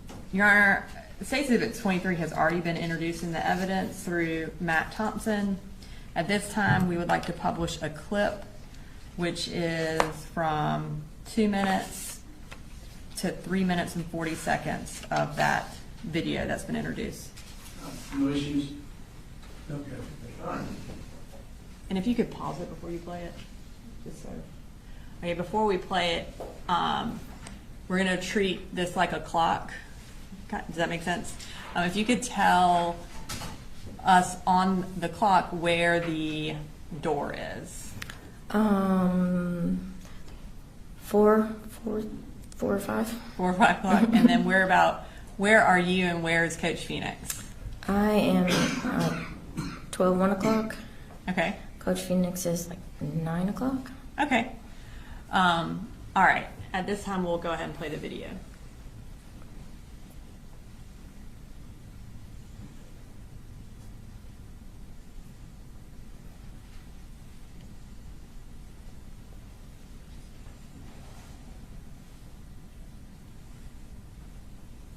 Is that when y'all heard something? Mm-hmm.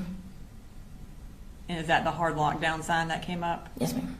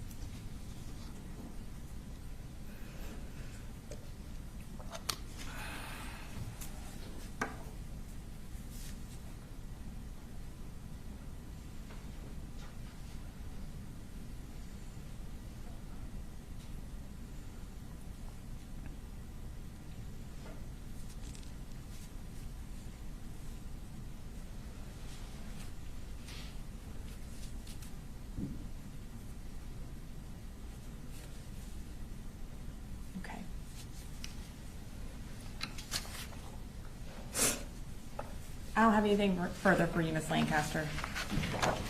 Cross. No cross, Judge, thank you. All right. Thank you, ma'am. We're ready to go.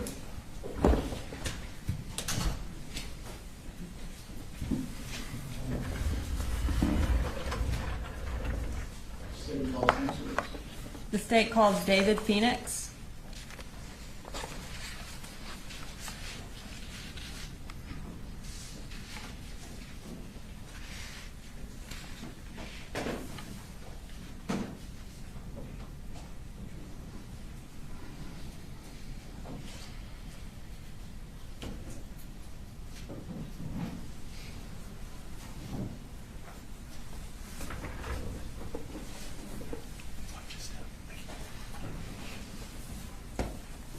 All right, Mr. Phoenix, will you raise your right hand? Do you swear to tell the truth, the whole truth, and nothing but the truth to help you God? I do. You can go ahead and have a seat. Can you go ahead and tell everybody your name and then spell your last name for the court reporter? Sure. My name's David Phoenix. You spell my last name Phenix. And I was employed with Barrow County Schools for the, specifically Apalachee Schools. I just retired, so I was in 2024. Okay, so did you retire, was your last time at May of 2025? Was that your last school year? Yes. Okay. Well, congratulations on retirement. Thank you. How long were you a teacher for? Approximately 25 years. And how long were you at Apalachee? 2 years. You, while you were at Apalachee, what subject did you teach? I was special education, and essentially what that means is that usually I have my caseload of students that are specifically mine, and I follow them from freshman to senior year. And but in the normal classroom, I am there to provide support for the general education teacher. Specifically, if we take the situation that, for example, Valerie Lancaster was a general education math teacher, and I was in the same room with Valerie as the support. I have a list of students that, in most cases, when you say special ed, they're not. There's a variety of degrees of special education, and most of the students that I dealt with it could be anything from mild autism to attention deficit type issues, and that was and we would provide accommodations for those students, and 9 times out of 10 it usually meant, extra time for a test, or testing a smaller group, or whatever, just stuff to address the deficiencies that they may have, so they can be on par with the general education students. Okay. And so in Miss Lancaster's class, were there kids that were on your caseload, but also kids that were not on the special ed caseload? I don't think so. I think most of mine were. That class was a 10th grade class, and I don't think there were any of them that crossed over on that specific class. Okay. So you were a special ed teacher. Did you do anything else at school? I was the head golf coach. Okay. And did Miss Lancaster also coach with you? She's doing it this year. She's doing it this year. She did not do it back then. Okay. So on September 4th of 2024, what was your second period class? The second period class was geometry. Okay. And that was with Miss Lancaster? Yes, ma'am. Okay. We're going to pull up State's Exhibit 3.2, and it has your class circled on there. On this particular day, can you kind of, before anything happened, can you tell us how that class was going? I mean, it was, I guess, normal pretty much what we've done. I know it was just the beginning of the school year, but for the most part, we'd gotten into a routine. And I think at the time, the class started as normal, and then I think we were handing out worksheets or quizzes or something like that at the time, and just conducting, geometry as usual. Okay. And are you generally walking around the class trying to help your students? In most cases, yes. This particular day, did something grab your attention outside of the classroom? Sure. Yes, it was. It was probably, I guess, 30 minutes into the class, and we heard something that I guess both Valerie and I were up and around, and we heard something. I thought it was,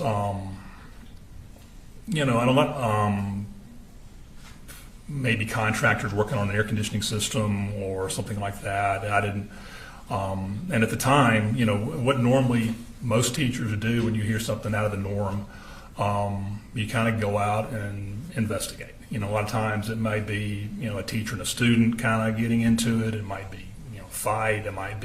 Could be a variety of things. But normally you just kind of support the teachers on your left and your right, and you go out and just kind of make sure everything's okay and see if they need any help. And so on this particular day, when you heard that, is that what you did? Yes, ma'am. Okay. And when you left your classroom, do you remember if you went to the left towards J Hall or to the right? Looking at the diagram, I think we would have gone to the left. Did anyone else come out of their classroom with you? Yeah, when I stepped out, pretty much was face to face with Ricky Asenwall. Did y'all have time to speak or anything?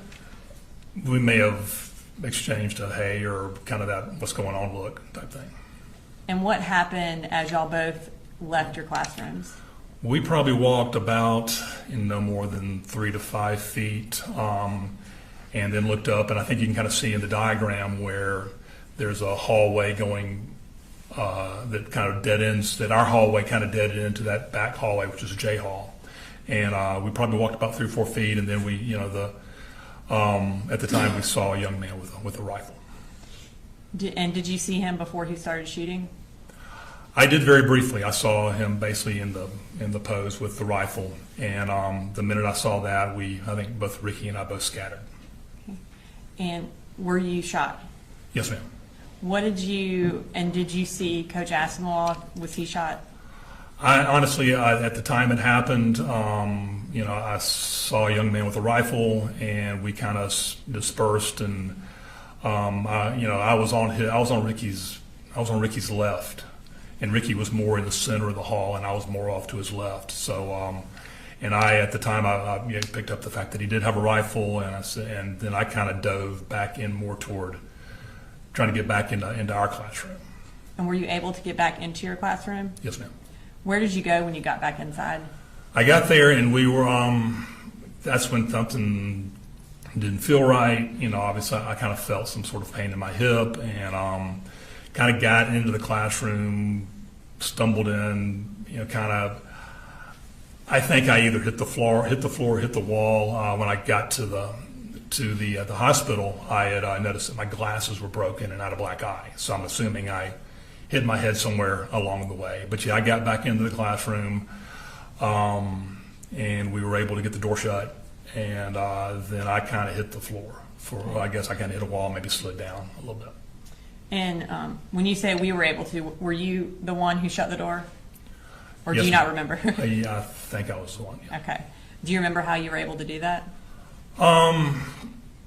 Just getting there. I mean, I guess I kind of crawled over and did it. I mean, I noticed that I'd kind of lost some movement in my hip or my leg really, and I was able to kind of get across the room and get the door shut.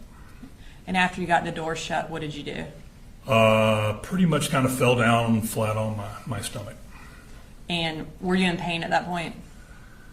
I've never been shot before, so it's kind of hard to tell. But yeah, there was some pain there. Okay. And were you? I know you said you had lost some movement in your hip. Were you having difficulty? Like, were you able to get up? I guess. Okay. What happened while you were lying there?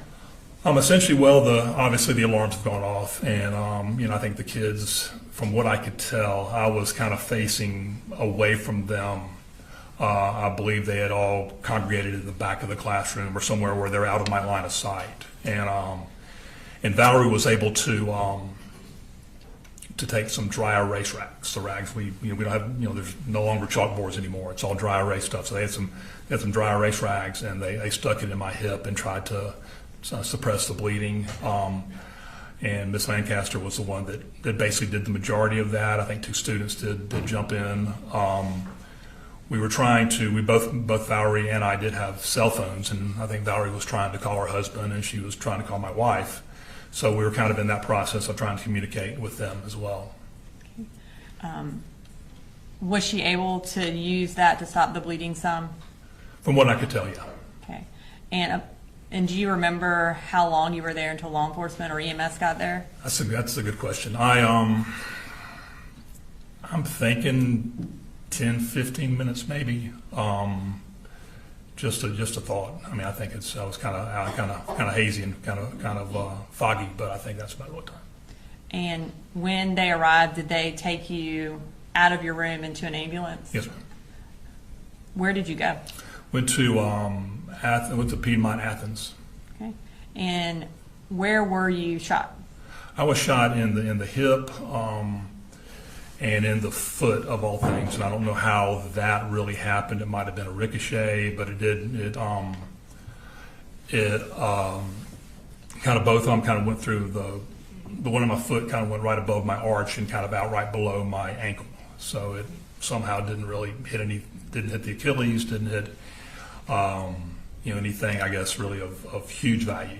And with my hip, it kind of came in through the right here, kind of right below my stomach, and out kind of it pretty much tore up. I guess if you know anything about hips or anything, there's the iliac bone. The way the bone is set up, it's the iliac crest. It's kind of that kind of round bone that's on top of the ball and socket, and it shattered that, and they had to go back the next morning and rebuild my hip.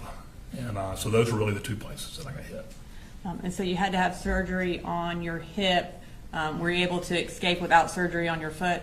Yes. Yeah, I was in a boot for a few weeks. How long was the recovery for your hip?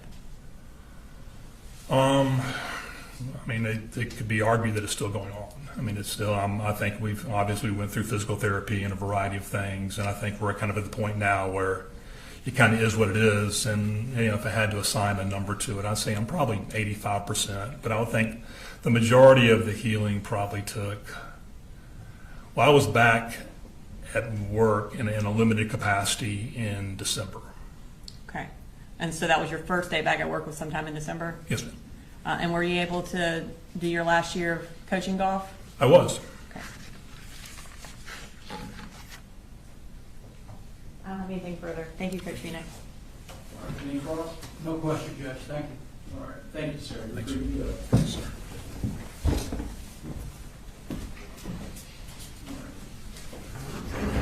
Do I understand there are no additional witnesses today? That will be our last witness for the day. Ladies and gentlemen, I think we went through more witnesses more quickly than was anticipated, so we're going to stop for the day, and if you will, we need to be at 8:30 tomorrow